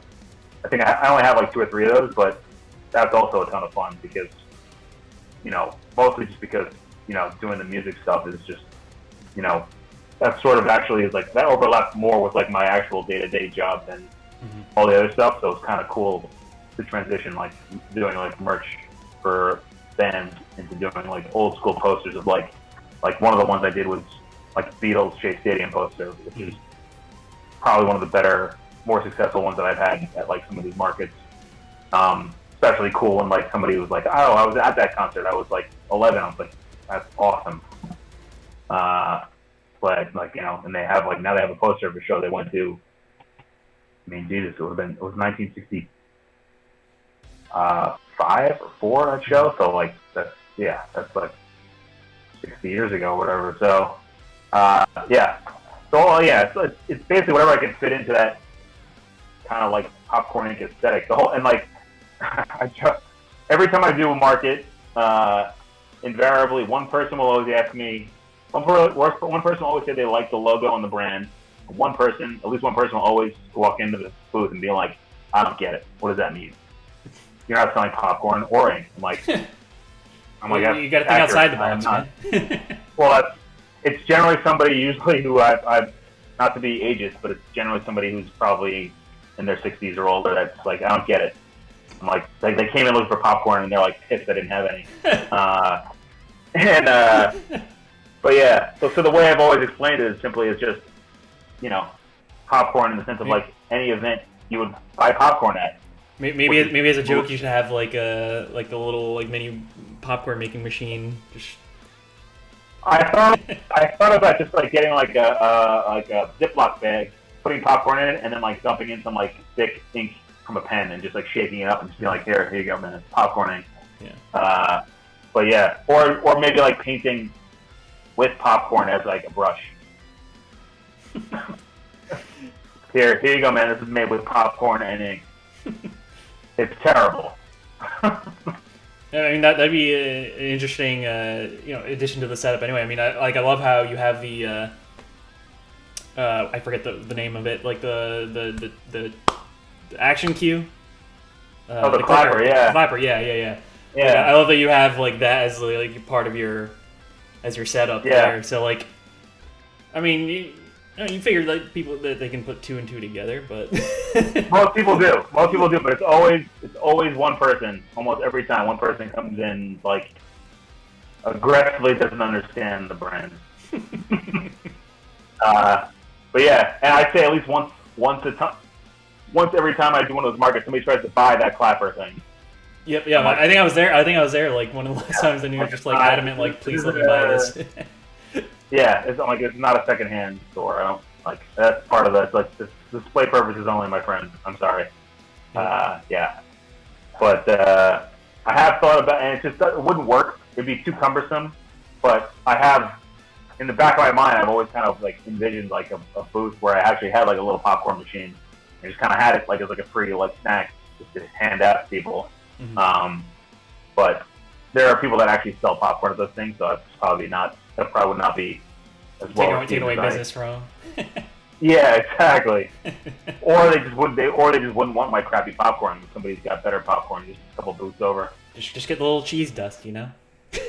Yeah, right. I actually have some of that in my kitchen. It's like with buffalo dust, cheese dust, and like butter. And there's one more that we never use. Like I don't know. I think it's like Parmesan. It's like a Parmesan type of flavor. But yeah, I don't know. I mean, it's, you know, I don't know. To me, that would be kind of a cool like just addition to the brand experience of walking into like a booth like that. But for me, most of it boils like the most work I put into it, besides the actual like work of the posters, is the packaging part of the posters, which is kind of cool. It's been fun to do.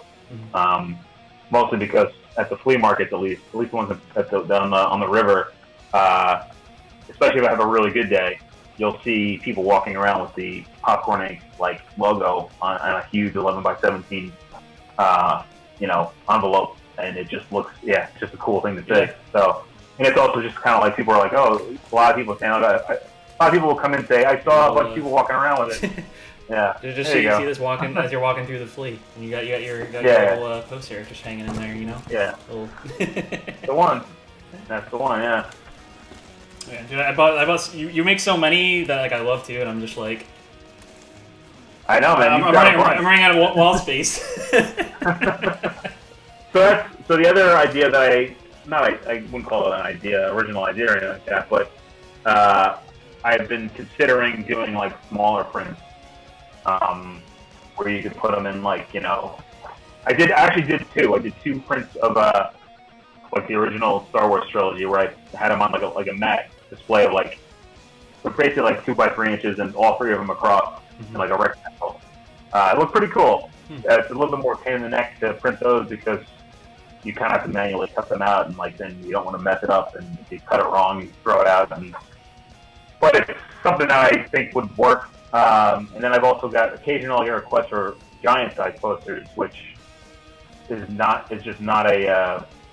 just seems not to be worth the risk for me to buy like these huge posters. But I have met a couple of printers that claim they can print off one-offs in giant sizes per request. So I could conceivably offer that as like a delivery item, whether it's online or at the flea, like at the province like markets, to like say, hey, if you want this at, you know, double the size, triple the size, I can do it.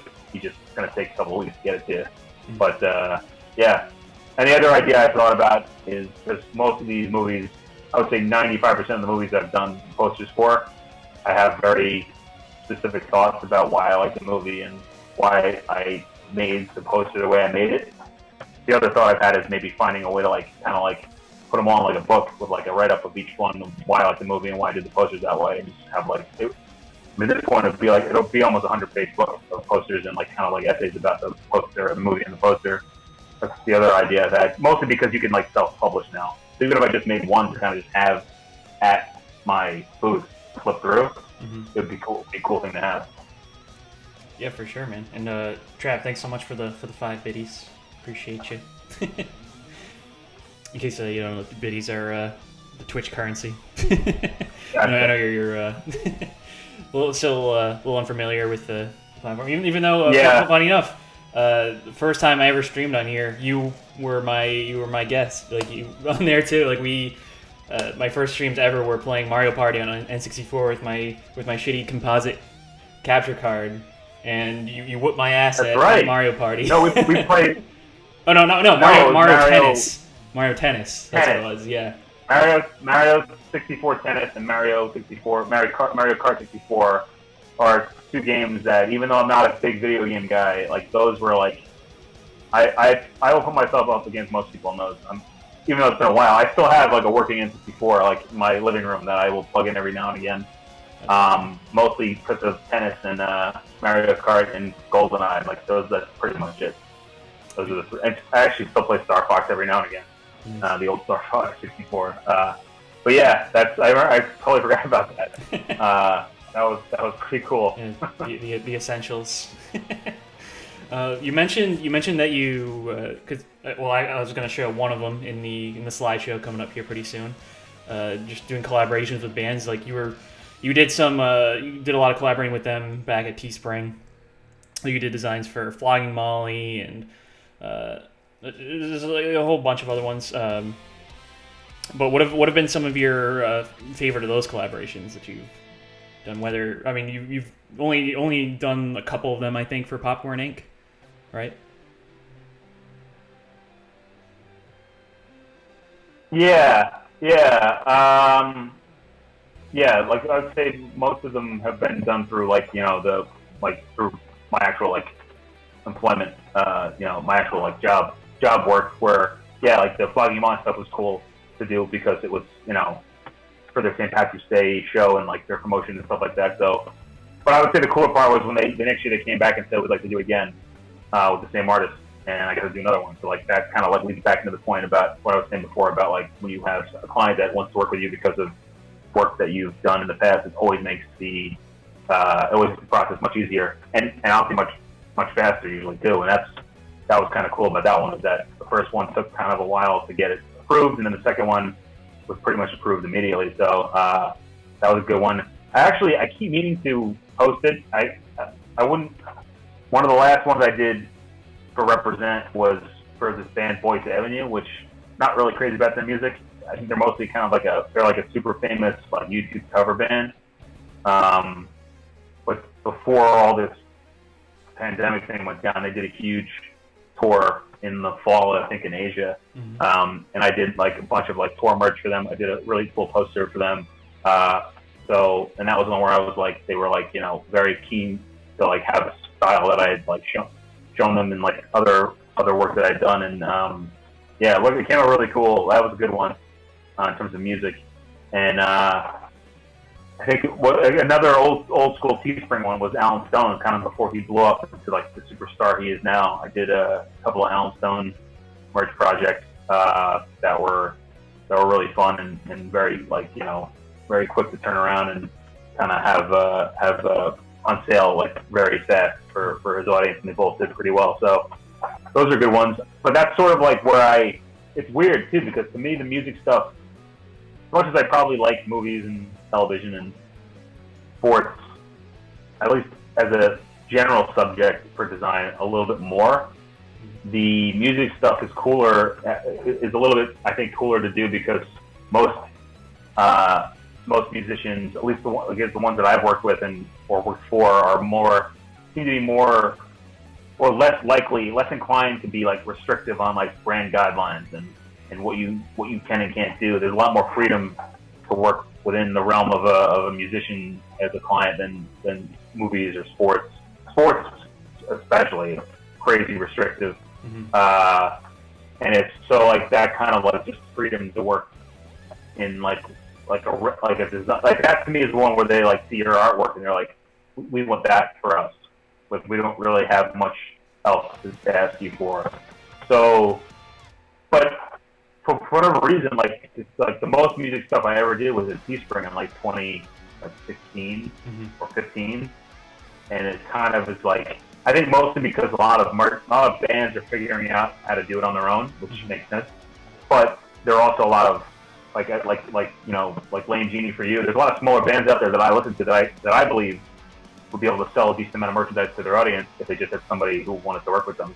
And for like a place like Teespring is probably not a good example, but Represent, where I was before, they at a certain point, it's just you can't work with everybody. If you have a small staff, you have to like pick the clients that you think will do the best for your business, and because of that, you kind of like you don't give really a shot to the smaller clients. So when it comes to freelance stuff or through Popcorn Inc., that's kind of where I'm hoping to sort of like branch out into, maybe finding either bands that either are a little bit like older in terms of like never like achieved like mainstream success, but still have a pretty hardcore following, or up and coming bands that don't really have much of a merch presence that might want to do like a one-off project with someone like me.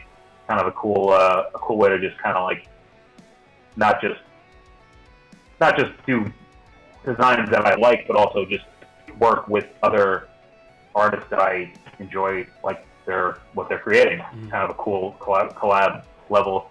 Thinking about it in terms of more of an artist collaboration rather than a business where you're trying to pull in clients and just create, kind of revenue. It's more of just sort of like a project by project basis with seeking out artists that you kind of are excited to work with. Yeah, for sure. And like one of the things you did, which we'll be showing in a little bit, because you did it was a concert poster for Deer Tick, because it was like an anniversary show, I think. It was some sort of like big local show, and at the Met. Yeah, so maybe if there's like another band with like a similar kind of thing like that, where you can make like you'll design the poster for the concert, and then like if it's like a 10-year anniversary of this album or whatever, and then you can also like kind of like repurpose it as like a shirt design kind of thing too. So then people can buy the poster and the shirt at the show kind of thing. I think something that would be pretty cool. For sure, and it's one of those things where it's probably just my mentality of working in t-shirts and merch for so long that's where my brain goes first. But it's crazy. It's the fact that I do the poster stuff and like my brain doesn't go to posters, because to me that's like concert. I guess it just depends on personal preference, but yeah, for me, if I go to a concert of a band that I really like, I'm much more interested in finding if they have a cool poster rather than a cool t-shirt. But that's probably because of the amount of freaking t-shirts that I have from working in t-shirts for so long. But yeah, like that kind of like finding like local, especially like local, like the music scene around pretty strong, I think. So, and like there's a lot more bands here that I like than I over the last couple of years that I had been exposed to. When I came up to Providence, when I moved from New York, I knew Deer Tick, but that was it. I really didn't know much. Like I'm a huge fan of the Silks. I'll see them anytime I can. It's like they're always like really cool. It's like all those bands are really good about having other local bands open for them or play, in and around festivals, things like that. So yeah, getting more involved in like that kind of like smaller production concert poster for merch purposes or for promotional purposes is definitely a cool way to go, because that's actually, so yeah, one of the podcasts that I've worked with for the longest, the RHAP podcast, they've done a lot of local live shows that I've done promotional work for posters that have also doubled as posters to buy at the event. And some of those are actually my favorite posters that I've done. I think I've done at least 4 or 5 for mostly New York shows, but also a show in Boston and a show in Philly. And it's always cool to like try to like meld something with the city that they're doing the show in, with the content from the podcast, and just kind of like make something cool that you think the audience or the people that listen to the podcast or go to the live show are going to want to buy. So that to me that's actually probably a very easily transferable thing that I've already done that I could probably approach concerts for if concerts ever come back. Yeah, here's to hoping that 2021 will be, at some point we'll be able to go to shows again, because I actually had. I was actually supposed to be at. I was supposed to go to Guns N' Roses at Fenway Park on the 21st, I think. Okay. Obviously, that's been canceled or postponed, but yeah. So I had a huge docket of concerts this summer that all got washed away. Mm-hmm. Thanks. Yeah, I had one. I bought tickets to. I think I might have shown it to you a couple, like once or twice. I definitely showed them to you before. This band Caspian, they're like an instrumental like post-rock band from Boston. Unbelievable, like straight up like one of the best like live shows like I've ever seen.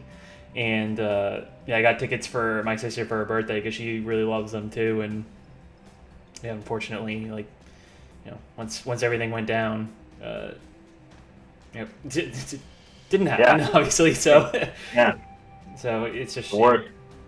So it is what it is. But you have a lot of bands doing they're doing like either on Twitch or YouTube. They're doing like live shows like at like a venue or just like at home. Yep. Or like Yeah. there's a bunch of them that are like they're recording like each part like from their house and then just like they compile it all together and they do like videos like that, which is kind of cool. It looks pretty cool. I mean, some of them have pulled it off, and they look pretty cool. And I've seen a couple of other. I've definitely bought a couple of streams to support a couple of bands that I would have otherwise seen just to watch them play, like a live stream show for an hour or two. Mm-hmm. And yeah, I mean that's honestly like that's also pretty. That could be a fun way to go. Mm-hmm. Just making actual quarantine posters for the poster for the show that you didn't attend in person. Kind of cool, actually, to have one of those. Yeah, for sure. And you mentioned that a little earlier that you did like a little bit of expanding. You have that place in Block Island where people can buy your posters. Have you looked into other locations too, like outside of Rhode Island, like New York or like Boston, even like other locations you can? I've looked into Boston because it's obviously the closest. And actually, I did do a New York one before I had even moved to Providence. I was still living in New York. I did one in like the Union Square area of Manhattan. I hadn't come up with the brand Popcorn Inc. I just had a book of like maybe like a dozen posters that I had done, and I just went up to like the Union Square part of Manhattan, to like a tiny little table right around like Christmas time, and just set up there. And I probably sold like a decent amount, like, or at least more than I thought I would. So So it was always in the back of my mind to like try that again. And then when I moved to Providence and saw the markets here, I was kind of like, all right, let's do this. But I definitely ran that stand for at least a year without a brand name. I think I just called it Retro Movie Art, and that was it. I think I still have the actual sign where I literally just this terrible piece of like round cardboard that I cut into the shape of what I would say is like a stock photo movie ticket with like the scallop corners and a dash down line down the middle. It says Admit 1 and just said Retro Movie Art on it. So yeah, like that kind of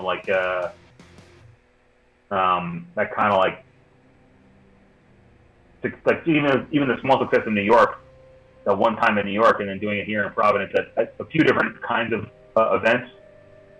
But the idea of doing it other places was never really something that weighed on me because I had other stuff to do. But if I'm really gonna throttle down and try to do this more of like a full-time thing, yeah, I definitely Boston for certain. But even in Rhode Island, there's so many other places I could like look into to do it if they ever come back.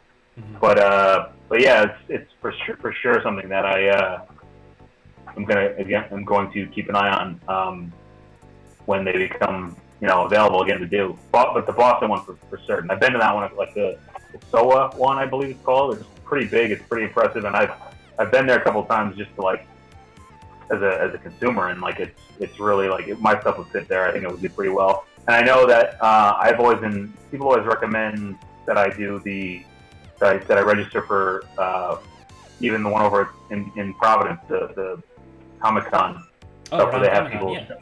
Yeah.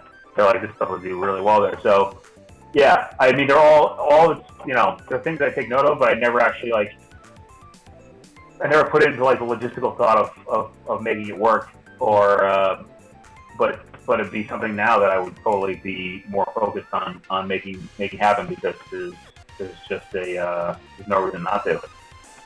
Yeah, I mean, yeah, because like you said, like Rhode Island Comic Con, that'd be a perfect spot for you. Even like gaming conventions, I feel like that'd be cool too. Like, or if if you did a gaming convention, you did like a one game poster kind of thing. I think that'd be interesting. Yeah, no, you've mentioned that to me a couple of times, and it's definitely a good idea. I should do it, especially because it's literally got a combination of all the same things that sort of sent me down this road with movies.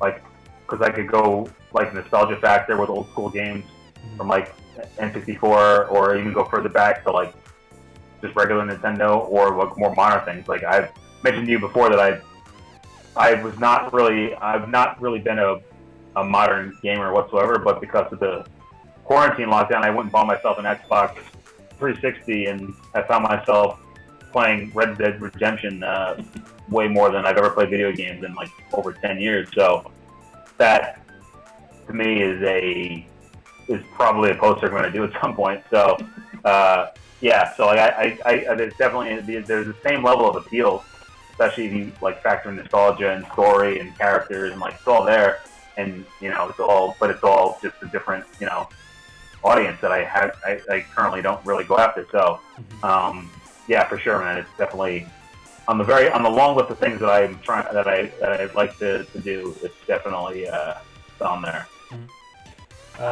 What have been your challenges so far, especially like establishing your brand? Because you said the original name for it you had was like retro movie stuff, and then eventually when you changed to Popcorn Inc. and how much more effective like marketing yourself with that name has been.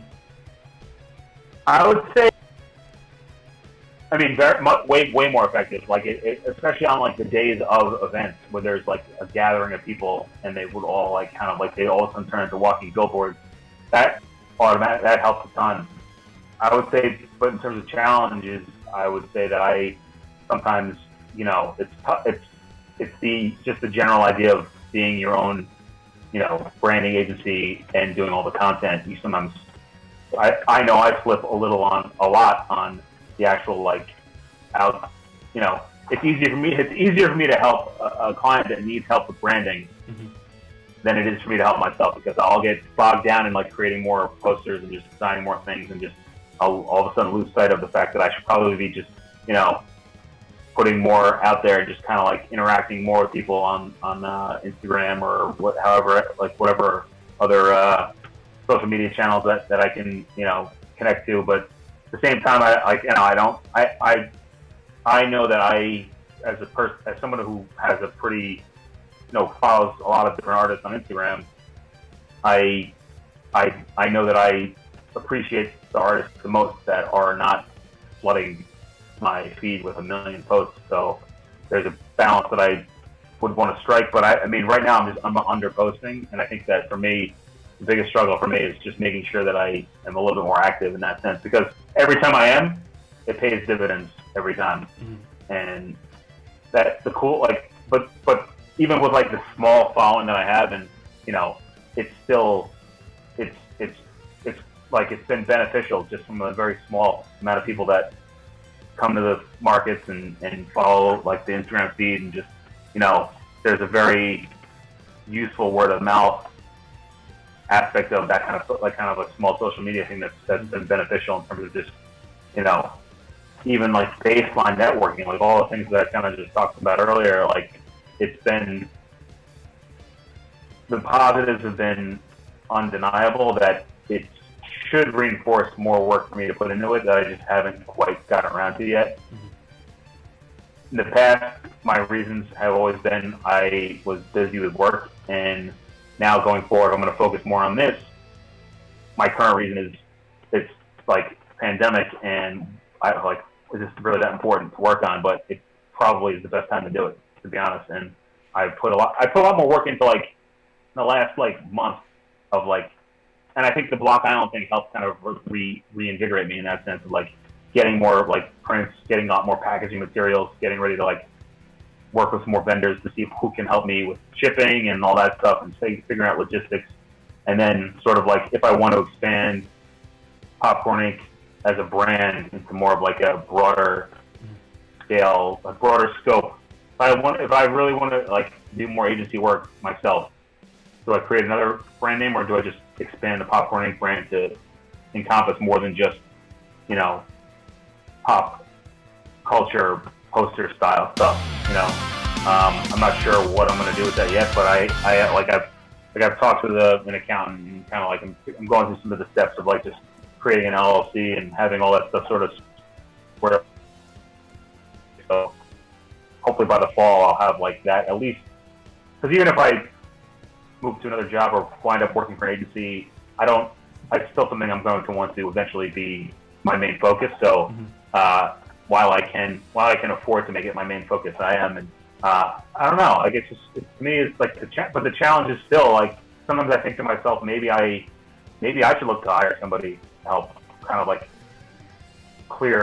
with a clearer focus when it comes to working with a client that I don't really have. It's hard for me to like separate the two when I'm talking about myself. If I'm talking to somebody like you or another podcaster that needs some help, I feel like the idea for me to like take the project on and think about it in a certain way is easier than thinking about it for my own stuff, because I'm also thinking about it as the content creator side of it. A little bit just more. I think one can get in front of the other, and like I wind up going nowhere sometimes.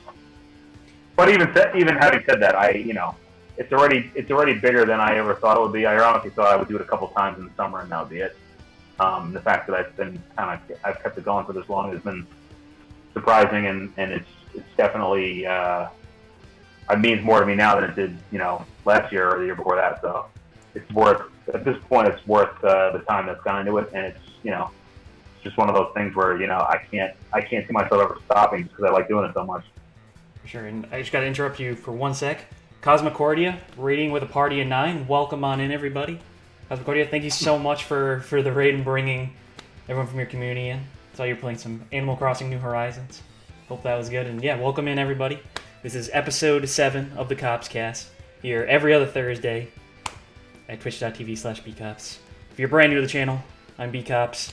Primarily play RPGs, a variety of modern, retro, variety of stuff. And yeah, like I said, we have this little talk show here every other week where we invite a different content creator on, show them some love, This week we got my good buddy Bryan talking about his brand, Popcorn Inc. He does a lot of movie, television, sports posters, as well as a bunch of other design work. He's incredibly talented, and yeah, thanks for coming in, everybody. Jen the Human, Ace Face, good to see ya, and Rasta, thank you for that shout out to Cosmocordia. Yeah, welcome on in, everybody. And yeah, so going back before the raid, just like talking about your challenges and stuff, and because you mentioned a little earlier you weren't even during that discussion too, how you weren't sure if you wanted to push Popcorn Inc. like just like push that as the brand itself and just like see where it goes, or just like keep it as a side thing. But is there but is there like a main goal you have for it in general, or just like kind of like playing it by ear at the moment, and then just? I mean, yeah, it's a good question. I mean, I think right now, if I had, I don't know. I think right now, the goal really is just to kind of like, I think the goal for it still exists in how it was created. It's sort of like a valve, a release valve for me to kind of like do stuff that I like doing, and then whatever comes along with that, I kind of just take it as it goes. So that's that's where my hesitation comes into maybe expanding its scope into other things, because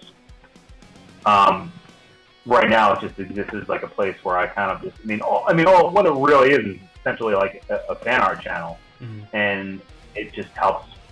But it has netted me some work that's been very rewarding in both terms of like just like personally, aesthetically, and financially, that has been worth considering.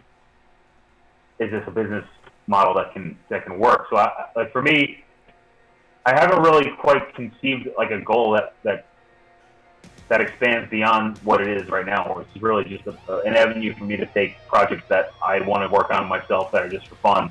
And if people like it, it's really cool. And if it leads to something else, that's great too. But I don't really, right now, none of that happens like underneath like a top. Like I wouldn't be like, I wouldn't expect somebody to say they hired Popcorn Inc. to do their logo. It would probably just be they hired like me, and that would kind of be it. Like when I send somebody an invoice, it doesn't say Popcorn Inc. It just says like Bryan Malloy graphic design and illustration services, which is kind of like what like my focus is basically in that brand identity, merchandise, poster art, like promotional stuff. It all kind of it could definitely work under that umbrella. Mm-hmm. It just I haven't decided if I want to. If I had to guess, I'd probably do something different. I'd probably come up with something new, and leave it as it exists right now, and just have it as an example of, as like an example of like a brand that I created, and just leave it at that. But I wouldn't. But there is a level of convenience that makes it worth thinking about.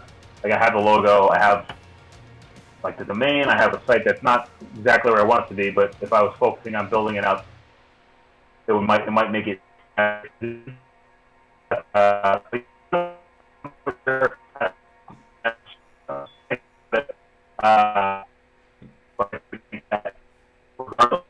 think we're losing him for a minute.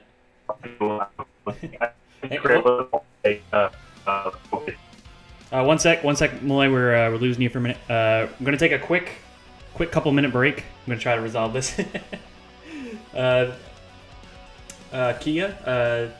Kiyome, thank you for the follow. I appreciate it. I'm just gonna do a quick BRB, try to reconnect this call.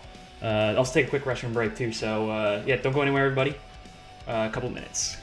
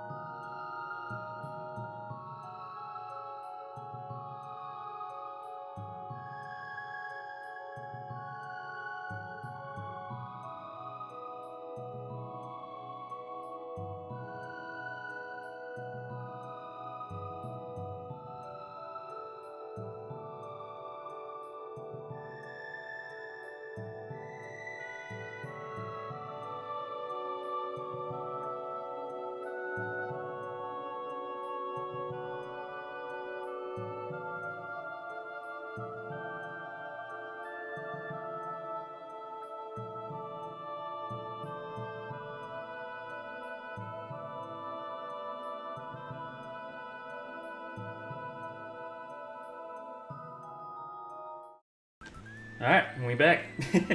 Sorry about that, everybody. Just little technical difficulties. But yeah, thanks for sticking around. Thanks for tuning in. Once again, this is episode 7 of the KoppsCast here at twitch.tv/bkops. Eventually getting brought over to YouTube. Hopefully, eventually, if we get enough subscribers to that channel, I can change the URL to that, which you can actually, if you haven't yet. There we go. If you want to subscribe to the YouTube channel, I'm planning on having some exclusive content there too, so feel free to check that out. For the time being, we just got all the archived KoppsCast episodes on there, all the previous ones, including this one will be on there come tomorrow, and as well as just some other gaming and random stuff you can check out.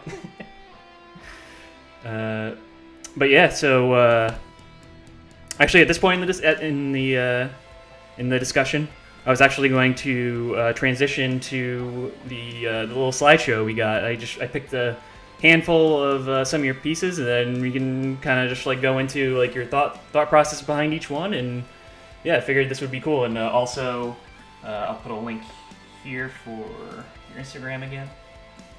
Cool. Yeah. You can check out. You can follow Bryan and Popcorn Inc. on his Instagram account and check out some of the work he's been doing. But yeah, so here we go.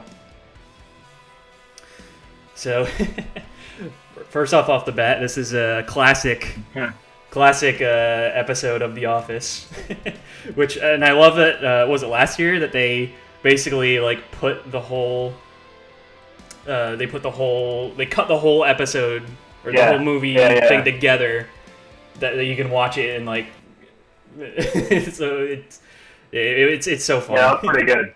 Yeah, there was a lot more to it than because I remember seeing that being like, oh wow, there's a lot that they actually like filmed and never put into the episode. It's pretty awesome. Mm-hmm. So did you have like with this one maybe like more of like a 90s like action movie like sort of, yeah. Actually, this is one I tweaked a little bit. I redid it very little. It's almost the exact same. But yeah, mostly it's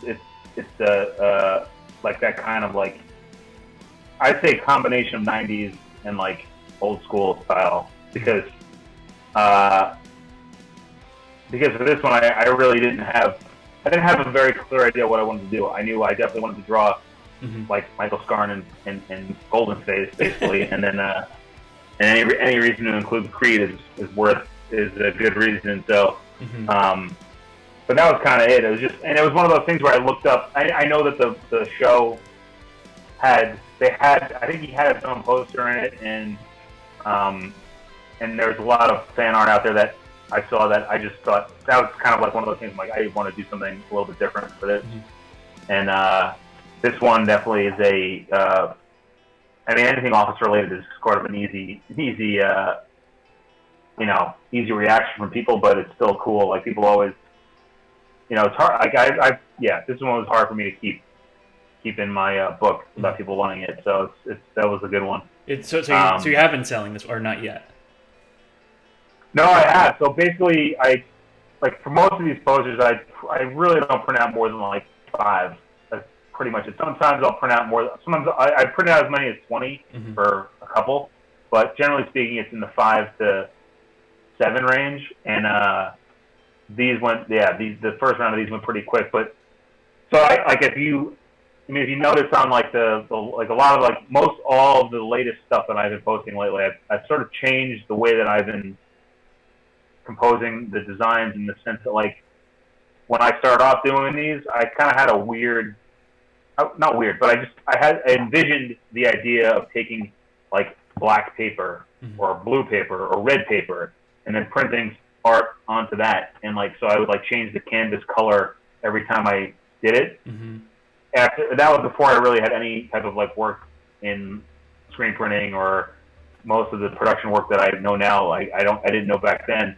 And I just sort of come to like embrace the idea of taking an 11 by 17 piece of white paper and posting it and printing something out on it that didn't need a full bleed, that kind of like was all contained within the white border of the poster. So a lot of my older stuff I'm sort of like retooling to fit into that kind of like way of printing it, and this is one of the ones that I did that with.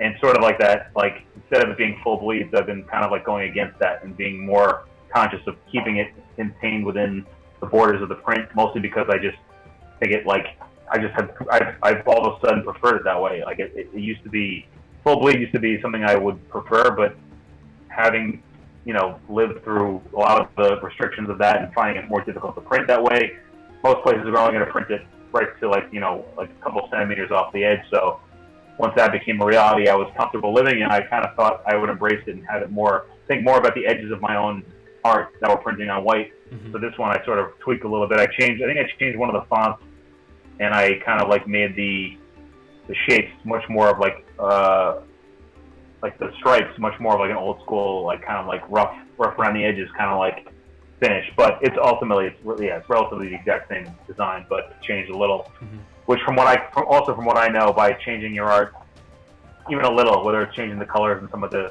styles and how it's presented, and then printing off another limited run, is sort of key if you're doing fan art for sale. In terms of like, you don't want to mass produce anything. That's when you get into trouble. So from just like a self-preservation aspect, it's kind of been a useful way to rethink a lot of these designs. Mm-hmm. And kind of like tweak them just a little bit, basically. But so this one has been for sale. It's one I just got reprinted, and I'm either going to ship it out to Block Island this week, or we might go out there next weekend to just drop it off in person. Mm-hmm. Honestly, like the Office stuff is awesome. Yeah. And plus, like I think it's because there's like a lot of like shows and movies that do like the movie within the movie, like kind of thing, and I think that's what makes it like even cooler, because it's like not like just The Office, it's like the movie in The Office. So yeah. I was definitely like, the little Office fan Easter eggs of having Great Scott Films presents, and DK Schrute as like the actors name it. So like that, all those kinds of things are just, I would say you can break down most of the stuff that I make into, you might like it if you haven't seen it, but if you have seen it, you're gonna like it a lot more. Kind of things. Like, it's more or less made for people that have seen it and like seen it 1,000 times, rather than it being. Although I guess I could say some of them are a little bit intentionally vague because I'm using the mentality of it being a promotional for the movie if it was done at that time. But yeah, for the most part, they're like it's fan art for fans of the same exact movie that I was a fan of. So yeah, and this is a perfect example of it. Right, so it says, I need one of these prints. Skyline loves The Office. It's so good. And also, Chill Hatter, apologies, you must have threw the follow when I walked away when I had to run quick, but thank you so much for the follow. I really appreciate it. So yeah, here's the next one. Whoop, hold on. That's weird. There we go. Now it's working. TMNT, 1990 movie. I love your like minimalist kind of approach with this one. Well, you put the pizza in the A. This is like one of my all-time favorite comic book movies in general too, like because it really does like touch on like a lot of like the comic story, which is awesome. And and I said, I really love your approach to this one. And of course you mentioned there are many discussions how you were a turtle kid growing up, but big time turtle head. And for me, it was like, I know the old, like I didn't know about the old school like turtles like original origin story till after I I got a little older, and like it's like that stuff is actually, I think, a little bit cooler than what became popular in terms of the kids cartoon, which is what I was obsessed with. Mm-hmm. But that was my big, at least for me growing up, I like, aside from like liking the characters and like all that thing, I was really into the idea that they all had their own color, like just something that really resonated with me. So it was kind of like when I was making this, what I knew for certain was that I wanted to have like the 4 colors of each of the turtles be kind of prominent. And I couldn't quite because the other idea I had for this was much more of like a sort of like a stylized version of a scene from the movie, specifically the roof at the end. And I just never quite came out the way I wanted it to. So, and instead of doing a detailed illustration, I was like, I just, in the 90s movie about them being, what's the line that's shoot, I'm drawing a blank here. I forget, something about like lurking in the something that the Splinter's message to them about strike quick and move away without a trace, something like that. Yeah. Forget how it was phrased exactly, but that kind of just like how their whole goal in the beginning, at least, never actually allowed themselves to be seen. Kind of fit with the whole like silhouette in the foreground of the city skyline. Yeah. So that one was. And I love that you put Casey Jones as part of the skyline too, like blended in that little touch. Yeah, that's actually, I don't know if I still have it memorized now, but I would routinely recite that entire dialogue between him and Raphael when they're fighting each other. That was something I used to have committed to memory. I could probably get a lot of it out there right now, but I probably botch a lot of it. But yeah, that whole scene, I like loved. even though Raphael's probably my least favorite turtle in that movie, because I thought he was just not at all how I kind of grew up, taking in that character. He was the one that changed the most. Which, again, looking back now, you understand why they have to make a certain amount of decisions, because in the cartoon, at least the 90s cartoon, him and Michelangelo were pretty similar, except Michelangelo is just like a little dumber version of Raphael. Yeah. And I was also like, it was more so at a default. Like, I just know, like, when you were growing up and everyone was watching, like, Love the Turtles, it was Michelangelo and Raphael were also the most popular turtles. And like, my brother, like, claimed Leonardo, so I was like, well, I'm not going to pick the turtle everybody else likes, so I guess I'm going to go with Donatello. But it was also like a practical choice of my favorite turtle, because I could actually make his weapon at home out of like a broom handle and some like hockey tape. And I'm like, I actually have the bow, where my brother was making like fake swords out of like coat hangers. I'm like, well, your weapons suck. Like, mine's the actual real deal. So I had like, I had an affinity for Donatello from the beginning, and then I really appreciated in the movie where I thought he was by far the coolest turtle in the movie. And it was probably because they got Corey Feldman to do the voice, which is awesome. And he was still like the smart, nerdy turtle, but he actually was funny, like for real funny, like not like nerdy funny like in the cartoon. But yeah, that one was definitely right in my prime, like something more than you really should like something phase as a kid. I just gotta interrupt you one more time again. Mega Gremlin rating with a party of 11. Welcome on in, everybody. Welcome. This is episode 7 of the KoppsCast with our special guest, my buddy Bryan, fellow graphic designer, and we've been talking about his brand Popcorn Inc. Does a lot of awesome movie posters. We're looking at one of them now. His Ninja Turtles poster. Yeah, welcome on in, everybody. And if this is your first time to the channel, welcome. I'm Kopps. Primarily play RPGs on here. Play a variety of modern and retro stuff as well. And here, every other Thursday, we have this little talk show here where we invite a different content creator on to show them some love and check out what they got going on. So yeah, Mega, thanks so much for bringing in your community. I really, really appreciate you, my man. And Rasso, thank you for the shout out to Mega. How was your stream, man? Hope it was well. And you're playing some Death Stranding. Nice, man. That's sick. But I still need to get to that one. That one's sealed on the shelf back here. But hope you're digging it, man. And Aga, Angela, everyone else, all the Raiders, everyone that's stuck around. Thanks so much. Thanks so much for coming by. And yeah, so I guess we can move on to your next poster now.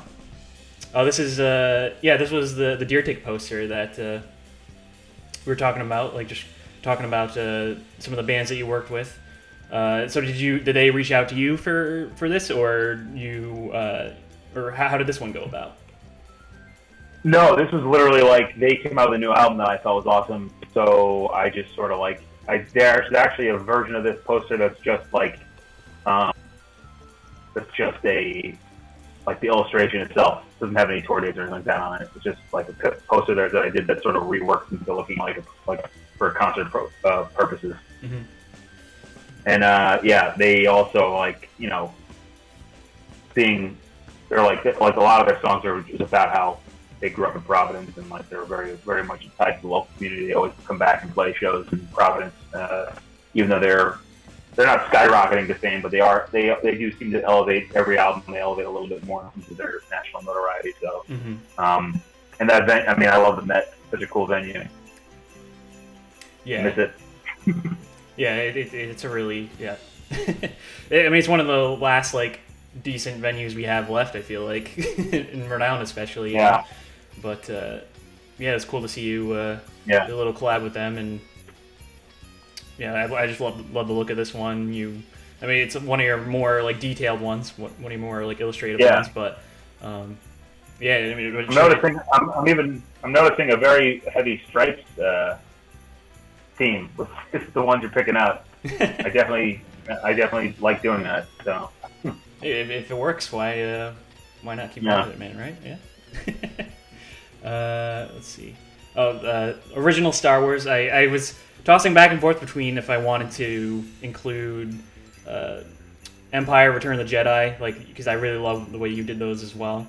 And of course, you can check out all his. I'll repost the link again for all the Raiders that came in. There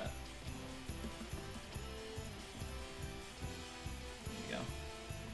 Yeah, so anyone that just came in with Mega's party, you can check out Bryan's Instagram right there for Popcorn Inc. You can see a lot of the other stuff he's been working on as we're slowly going through a handful of stuff and delving in. But yeah, but with this one in particular, I mean, it's the original Star Wars. I mean, I was planning on having some sort of Star Wars discussion with you on here at some point today, but but I love just like, I mean, this is like one of the most simple ones you have, but it's so effective. Like you got the Death Star in there and Vader's mask, the two most iconic images from that movie.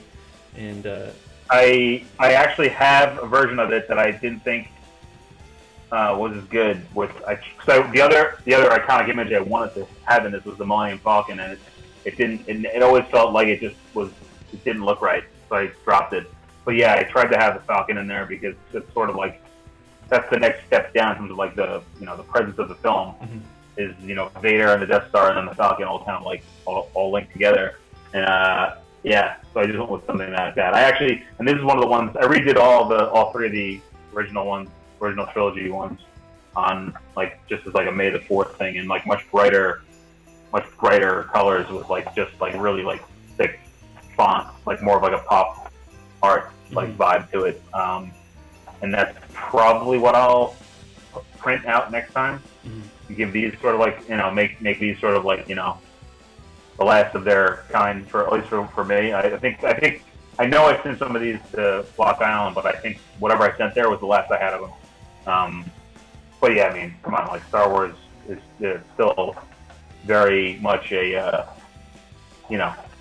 at least the first three films for me like were so huge in terms of like at least directing me towards the science fiction genre or fantasy. It's really sci-fi, science fantasy genre, and obviously like the however you want to criticize George Lucas, and there's a lot of fair criticism out there of him creating iconic images, and the look of characters was something hard to argue with his style choices with some of this stuff. But yeah, and you can say what you will about the new movies. Like, I mean, I loved the Force Awakens, even though a lot of, well, I mean, it's arguable that how similar it is to especially this movie and just hitting the notes of this one, but I still like that one. I have my differences with the last two, but the original trilogy will still like always hold a special place in my heart. Like, I mean, I'll never forget watching these with my dad off our VHS tapes, and just being completely like mesmerized, and and I'm sure that way for you, obviously, like that's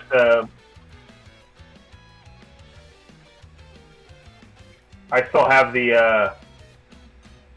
I mean, I don't remember when we got it or wherever, but I found the original VHS of Star Wars, like when it was released on VHS as just Star Wars. It wasn't Episode 4. It just said Star Wars on a brown and black VHS cassette tape. I found it in my parents' like closet or something when I was rummaging through, looking through old baseball cards or something. And yeah, it's very like wildly important film for me in terms of just getting me hooked into this whole into this whole art form, just like absorbing this kind of like these kinds of stories through that kind of medium is just like, I mean, I know like not alone. There's literally millions of us. For sure. Another all-time favorite of mine, Big Lebowski, incredibly quotable. I'm glad you did this. Was this one you had like a lot of requests on, or was this just? This is a big request one, but it was always on my list of things to do. I couldn't quite come up with. Basically, if it's a movie that I really want to do or get requested a lot, and I can't come up with something like compositionally cool, I'll just draw the characters. That's kind of like that's my easy out. Just figure out a cool way to draw the characters. So like you weren't sure if you wanted to do like John Goodman, just like with holding the gun at the alley kind of thing, or. Yeah, it was more like I had the idea that I was working on was more like something to do with like man, I can't remember what it was. It was more like the showdown with like the nihilists in the parking lot of the alley. I kind of had like a silhouette, sort of like square, and it never looked right. So I'm like, I really just wanted to draw, I really always wanted to draw John Goodman, and then once I did that, I'm like, I kind of also want to draw Sam Elliott, and then kind of just went from there. Yeah, sweet. But yeah, that's one that I think I'm out of those, so I'm going to probably tweak that one a little bit before I print off another round of it, and then get it packaged. Cool. Next up, we got Stranger Things one you did. I was a huge fan of season 1, and I'm sure this was a big like. Because of how big it was, you're just like, all right, well, I kind of have to do this. Yeah, combination. I mean, I obviously like, especially as someone like all that stuff that all the nostalgia they were mining in that first season specifically. I think it was aimed at people like me, and I was totally suckered in on it. I loved it. I still love it. But that was another one where I'm like, I couldn't quite get any concepts out that I really wanted to, that I thought worked. So it became like, obviously like character design centric. And one of the initial drafts I had of it involved a lot more detail and shading. But the more I looked at it, the more I was like, I honestly don't think it needs more than like 11 as the focus, with everybody else sort of like floating around there. I just thought, I don't know, I liked it better. I liked it better that way, with just a touch of like, everybody else in like. So the other concept I had was sort of like, the upside down aspect of it, where I was going to have like half of it like. I was going to have Will on the other side. Yeah. Yeah, and then like, it becomes a function of like the canvas you're working on, and for me, for these, it's always 11 by 17. So I was like, it didn't. Everything all of a sudden got really small on the page. So eventually took some steps backwards and just kind of wound up with just something where I really wanted to have it I really just wanted to have 11 be the focus, because it's out. I mean, obviously it's the central figure, and then sort of everybody else that just kind of wanted to get in there. But that's kind of it. I mean, that's like like a lot of these. Any one of mine that has like a bunch of characters in it, it's pretty much just like, I'm like, I know I want to do this. I want to draw something about it, and I have the best idea I've had so far. I don't really like it that much, so I'm going to just kind of go in. I mean, it works for you. I mean, especially here, where you have her as the focus, and then you just have like a little touch of white here and there behind, so like you have like a little more depth in there. It's not just like completely flat behind her. So. Yeah, no, I mean, I definitely am happy how it came out. To me, actually, like the part that I kind of liked about it is that it, I think it kind of looks almost like a book cover, which is like the whole vibe of like Stranger Things logo and like the opening credits to me always felt like very Stephen Kingian. So like to have it kind of look like a book cover, I thought it kind of like worked also. Cool, man. Next up, we got another big movie from last year, Joker. Like I love like another like minimalist ish approach. Oh, I can't even talk. Approach to this. Yeah, and that's like a really. I mean, when I think of that movie, that's like between this and then the one where it's just like him like kind of bent back. I think those are like the most iconic things. But I think this one more so, like him stepping through the curtains is like that was like the perfect. Yeah. I think it was this and the stairs too. Like the stairs, people really gravitated to for fan art. But as you kind of just talked about with like some of the other ones, like the stripes, the vertical stripes is like something I really like to hone in on. And this is actually like I think this is the first draft I did because I think one of the ones I posted.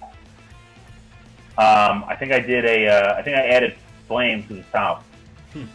Where like the top is like on fire because obviously at the end of the movie everything's on fire, but it's essentially the exact same. But yeah, like that was it. I just when I saw that movie, I kind of knew immediately. I'm like, I definitely am going to use those, the striped curtains, and him kind of like dancing before he comes on stage. I knew I was going to do that. Yeah, and that's like a lot of the whole idea of like that. Especially in the most recent, like a lot of the recent stuff I've done, it's really like that old school font, thick, like pop art font has really been something that I just been gravitating towards. I think it's cool. I just think it's really cool, and that's how that winds up happening. But yeah, that was one. I mean, that was one where there is a ton of fan art out there of this exact same scene. I just didn't care. I just wanted to do it. I also love the use of complementary colors in this too. Like. I mean, when coming out of college, like I was literally doing like everything with like a blue and an orange kind of like mix to it, just because I love some. And of course, with Joker himself with the hair and the suit that are also complementing each other too. Like, dude, it's perfect. Yeah, that's like the bright, and that's like the one thing I did do was at least if I'm remembering it correctly, because it's been a while since I've seen it now, but yeah, definitely like really ratcheted up the saturation and the brightness of the colors. Man. Also, what did you? Well, so where would you put this? Well, just talk about the movie in general, because my only gripe with it was like one part like near at the end of the movie that like otherwise I thought it was like one of DC's like best like ever. But what did you like? How would you like rank that compared to other DC? I liked it. I saw this in like an old school theater when I was in LA, and I left the theater being like that was awesome. And I know. I talked to people at work the next day, and like some people liked it, some people like loved it, some people kind of like what you said. I think the part that most people were critical of was I think it was the end, like with the I don't know. I mean, for me, I saw this before I saw every other nominated picture, so I had the bar set really high for it. I think almost all the ones I saw afterwards I actually liked better than the Joker, but I still like really liked it. I still thought it was awesome. I kind of grew up in New York City during that time that this is not exactly a little bit later, but like it was sort of like scary in the 80s in New York in certain parts of it. The subways looked like that. There was a lot of like just that kind of like grimy vibe, which I'm sure it still exists today, but the look of it really felt authentic to me, and they made it like Gotham really kind of like have that like really like rough around the edges city feel to it that I don't think has really been replicated the same way by anybody who's done it. Like Tim Burton's obviously got like this almost like cartoony version of Gotham, and the Chris Nolan movies are much more of like a modern city of like as in the current time we live in. Well, his was more of like a realism kind of approach with Nolan, so. Yeah, exactly. And this felt much more like they were making a movie that was taking place in the like late 70s, early 80s, and I know that everyone like says Taxi Driver, king of comedy, and like I think that's a very fair comparison or criticism. If you think it's a negative, I think that's all very fair because it does have a lot of similarities to both of those movies. But I don't know. It worked for me. I walked out of the theater really into it. I thought it was great. I also I don't have the same level of, like, I was not a huge comic book, like, I just didn't, that stuff I didn't have a lot of, like, investment in the material, the source material when it comes to these movies. So the idea of having something, like, totally different to me was kind of cool. But I also know that that's not enough people don't think that way. But yeah, I don't know. I think I had a fifth on my list of the movies that I saw last year after JoJo, Parasite, 1917, and 1917 was also very good. Hollywood. Yeah. So. I also loved. I mean, I actually have a sketch, not a sketch, but like I have like elements designed that I haven't finished yet for Ford versus Ferrari, which I also thought was awesome. And it's more of like I actually got distracted because I was doing. My nephew just turned 3 and he's obsessed with cars, Pixar's Cars. So all my focused effort on like drawing Ferraris and Fords switched into like Lightning McQueen, and yeah, so that got shelved for a bit. But yeah, I don't know. I like Joker a lot. I've seen it. I saw it again in the, like just like on TV. And it's still, I don't know. I still liked it. I still thought it was really good. What was the part that you thought you had an issue with? It wasn't. It was just more so like it was a scene that I've seen like 5 or 6 times between movies and television shows and games. If you know what I'm talking about, it's something that they keep doing over and over again in every Batman story. Oh yeah. I mean, and I'm just like, why is it in this movie? I get it. But it is what it is. It is what it is. I thought the movie was still good. But you're right. It honestly didn't need to be in the movie though. You're right. It wouldn't have changed. It wouldn't have changed anything. Yeah. But they didn't do it. Yep. You know, I get it. But yeah, I don't know. The only thing I can think of is that they were just like, I don't know. If I had to guess, that was the movie studio note. They were like, you have to include this. Yep. It's something that he had to probably agree to do before he even started making the movie. That you have to show this. Part of like the deal, like it's a contract we have with DC. anytime we have anything Batman related where Bruce Wayne is not Batman yet, you have to show this. Yep. But it's what it is. But I think we'll leave it off at this one. I showed off. I had my own copy here, which was like the last one you had for at the fair that day.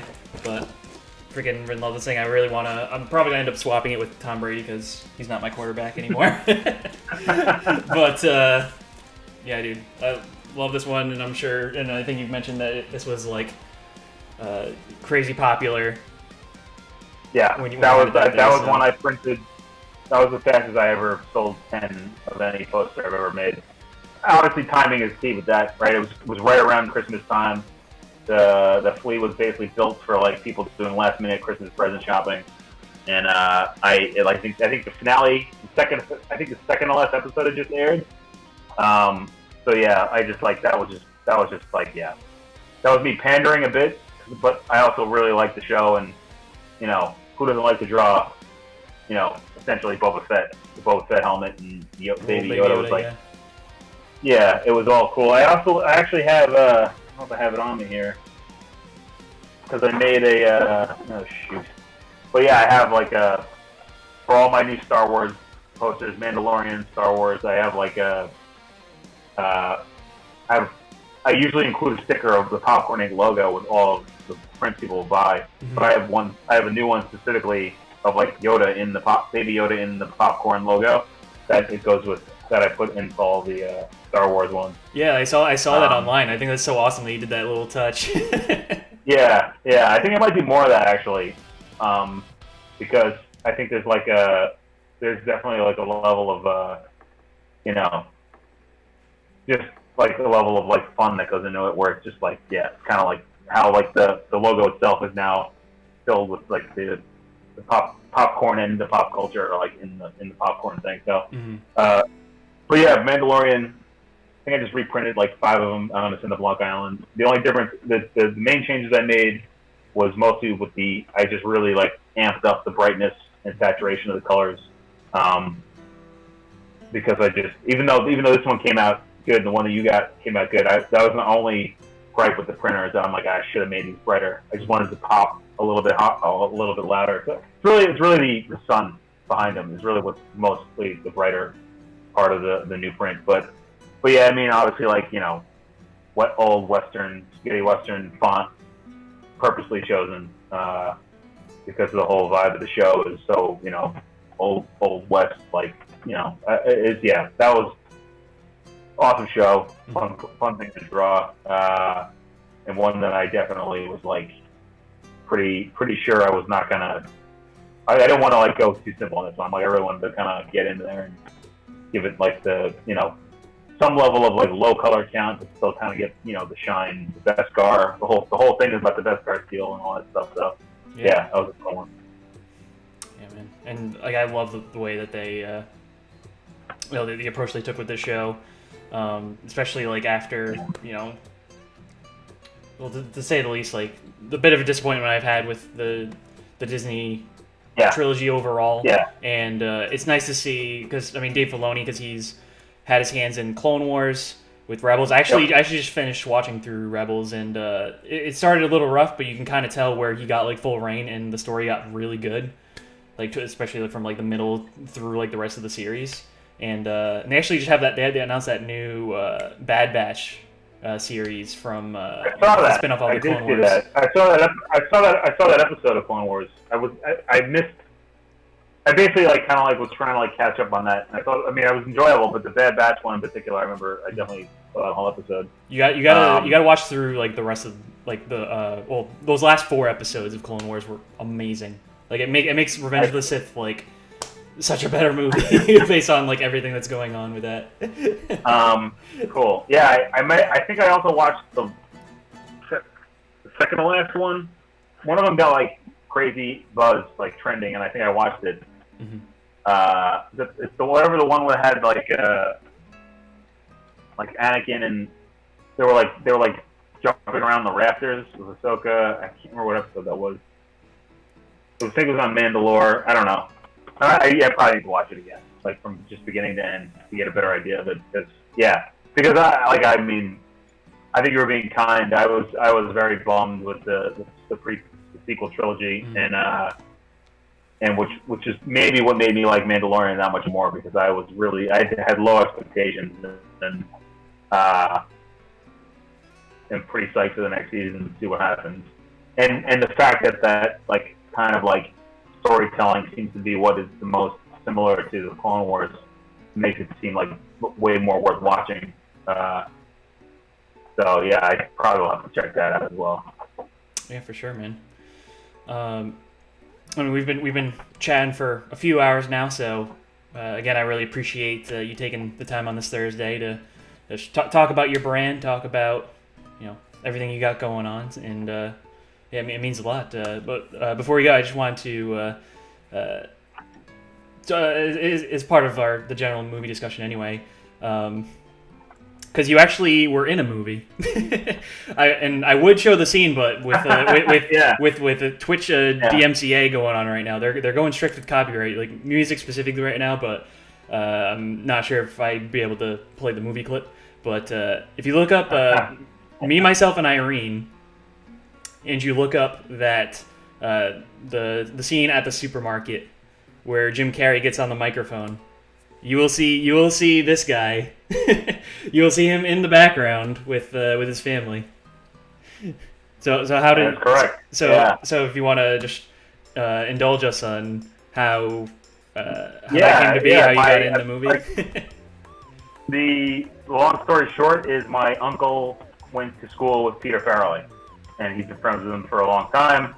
And long story long is my uncle is, because he's a friend of Peter's, him and all of their friends from whether it's growing up, college, the neighborhood in Rhode Island, Cumberland, I think that's where the Farrellys are from. They, like, whether you like the films or not, they literally put all their friends in all of their films. Mm-hmm. I worked part-time as a production assistant on a TV show, and I know my primary responsibility was moving the background actors around, and the industry term for them at the time, at least the one I was on, was called just background, like move background here, move background there. Mm-hmm. On the set of Me, Myself, and Irene, the term is FOP, move the FOP, and that just means friends of Peter, and it's literally just herds of his friends and family that show up and he puts in the movie. So my uncle's a pretty tall guy, he's like 6'4", and so he was kind of the perfect size for the Rhode Island State Troopers in that, and so he was in that movie quite a bit. And he basically told us, hey, we're filming these scenes in Jamestown. You should come down and check it out. So we drove up. We got to the supermarket, and really he was just kind of like, you want to watch?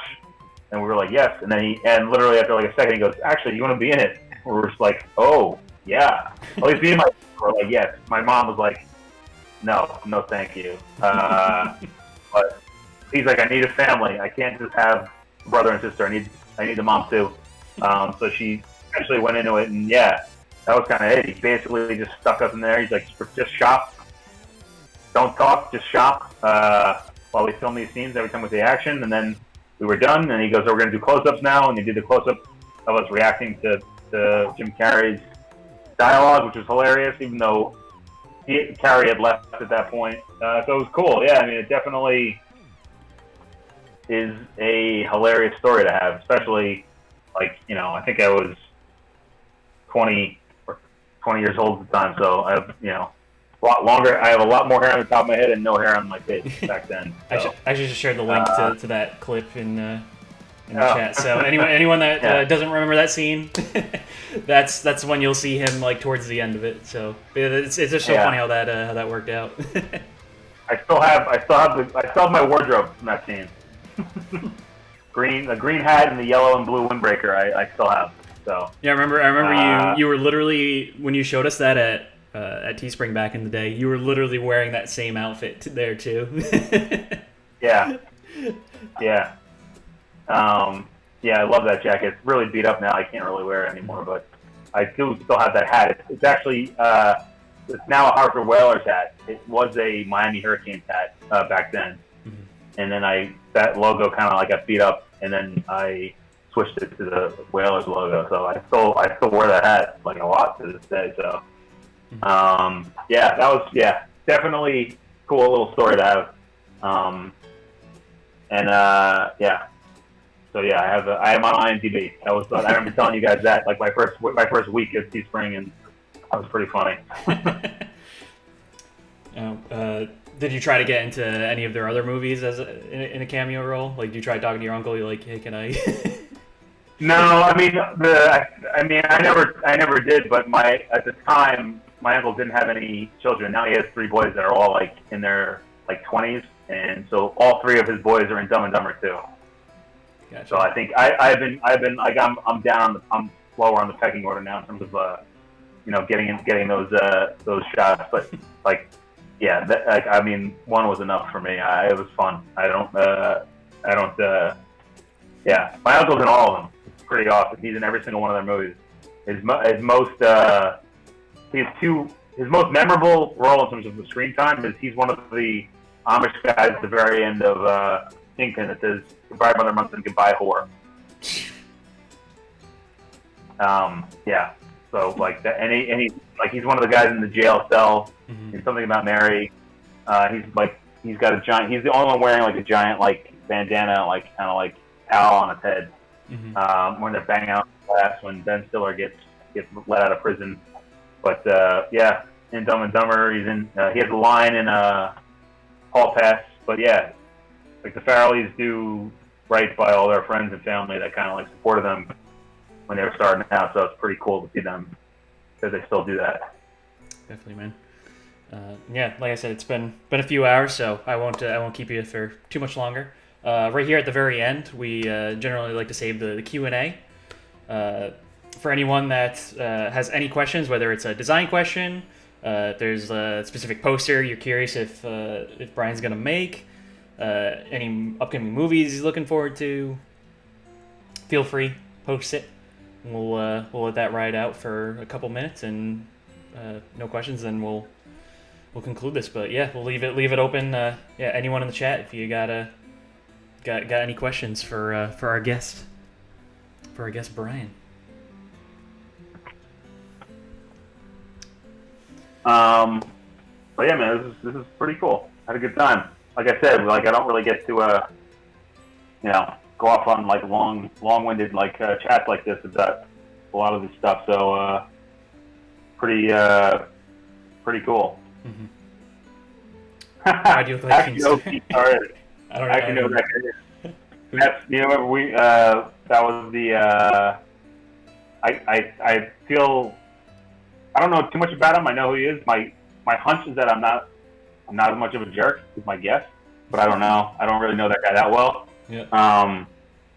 Definitely not as popular as him. That's also for sure. Mm-hmm.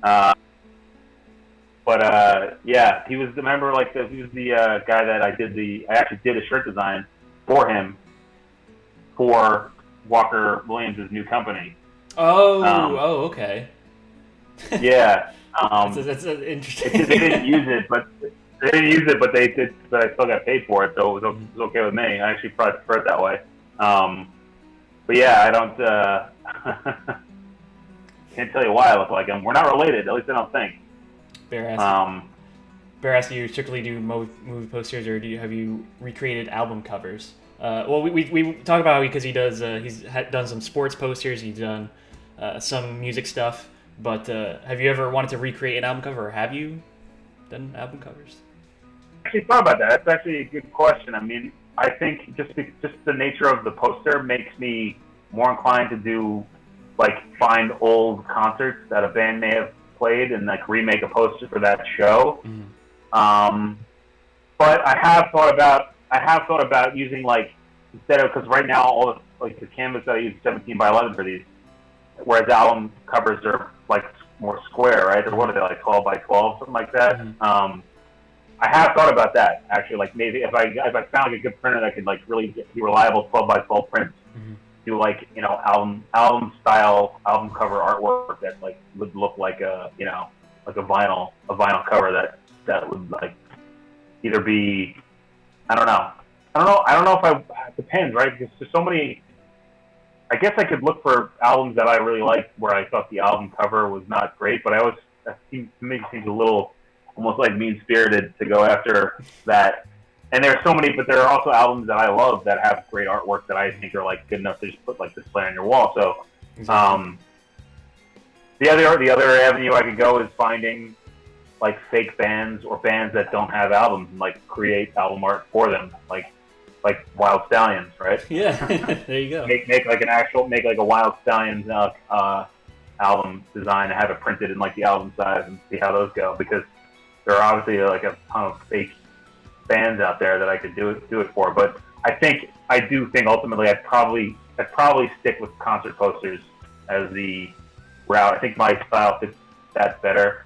But I wouldn't rule it out for sure. I definitely wouldn't rule it out.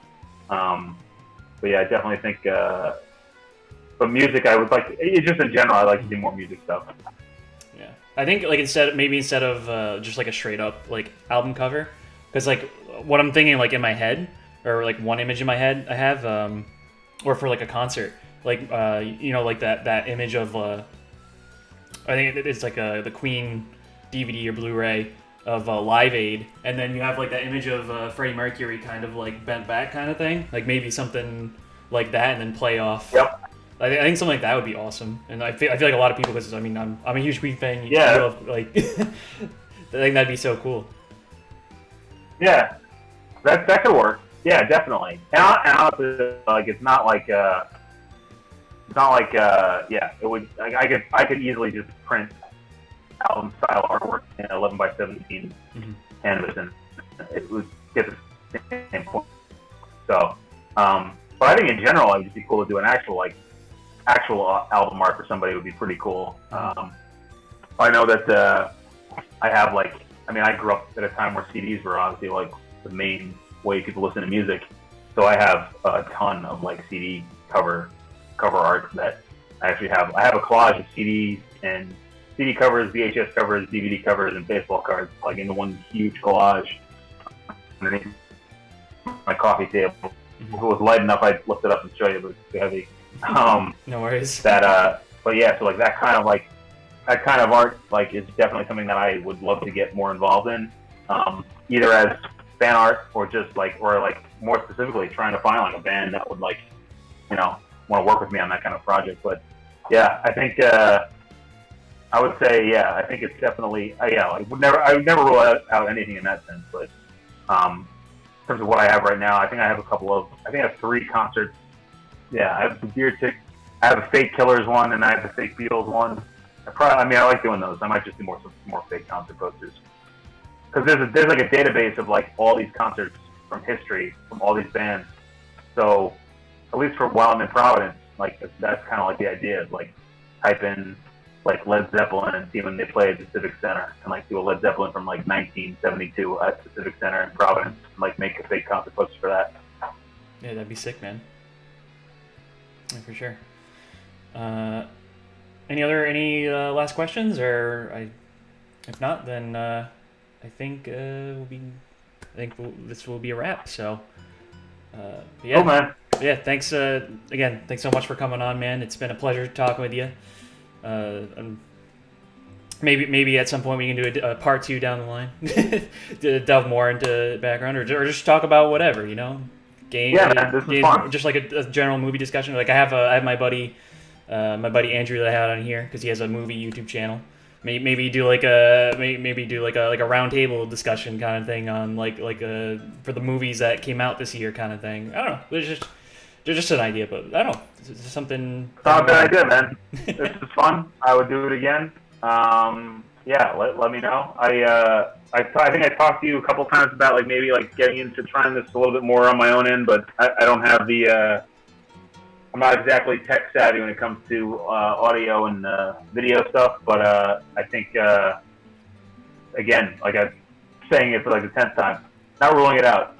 Might give it a whirl. At least getting a better microphone and maybe a new computer to kind of like facilitate easier things like this. But yeah, I had a great time, man, and I'll totally do it again. Yeah, and plug all your stuff, man. Where can everyone find you? If anyone's interested in buying your posters, you can get them at popcorninc.com.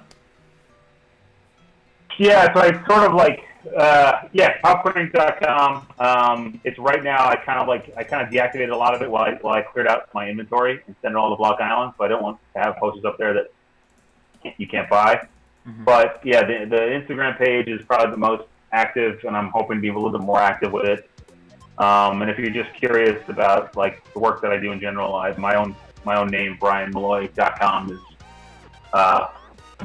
my portfolio, which has got all the music stuff I've done in the past. All the popcorning stuff is on there. A lot of logos and other merch projects. If you just want to get a better look at it, but I would say the Popcorn Inc. Instagram handle is the one I'm the most active on. And even though I'm not that active on it, I should be more active on it, and I plan on being more active on it. But yeah, that's kind of it right now. It's definitely, or if you're out on Block Island, swing by the Empire Emporium in the Empire Theater. There's a rack of popcorning posters there that you can check out, and hopefully I'll be adding more to it soon, like some of the more recent posters. But yeah, that's about it, man. It's it's nice. It's been cool to do this, to kind of break up the general monotony of the quarantine life we're living, and yeah, like I said. Definitely keep me in the loop if something like this comes. If you got an idea for something like this down the line, movie related or whatnot, then yeah, I can totally do it again. Absolutely, man. Yeah, we'll do. And yeah, thanks again, everybody, for tuning in, for hanging out, for talking in the chat, asking questions. We had Mega come in with the rate of 11. Really appreciate you, my man. Cosmic Cordia had a rate of 9. Thank you as well. Everyone that stuck around and hung out through that. Appreciate y'all. We had a couple new followers. And Trav threw some bits. So again, really appreciate everybody. If you all bear with me, let's throw a rate ski at somebody. And I know our buddy Chumpa's on. He's doing a 24-hour charity stream right now, playing some World of Warcraft. So let's go throw some love his way. I'm sure he'll really appreciate it. And yeah, so we're going to go do that. And I will be back on here Sunday, 1 p.m. Eastern Time. We're going to be continuing through Final Fantasy VII Remake, see how far we get through that. Then we're going to change it up. On Tuesday, we're going to do a one-shot of Abzu before continuing through Remake after that. So, yeah, hope to see you on Sunday. And we also got our other buddies that will also be streaming. Millhouse will be on tomorrow. Modest Millhouse, check him out. Maybe I think I'm not sure if Raffle Kittens will be on. You can check him out there as well. Let me just give shout outs to all the buds. Of course, BE's on this weekend. You can check him out there. Jordo as well. He'll be on, and maybe Berezovsky. So check out all the friends, all the buds. Give them all the love. So yeah, good time, everybody. Good chat, Bryan. And yeah, likewise, buddy. And yeah, check out Deadpan as well.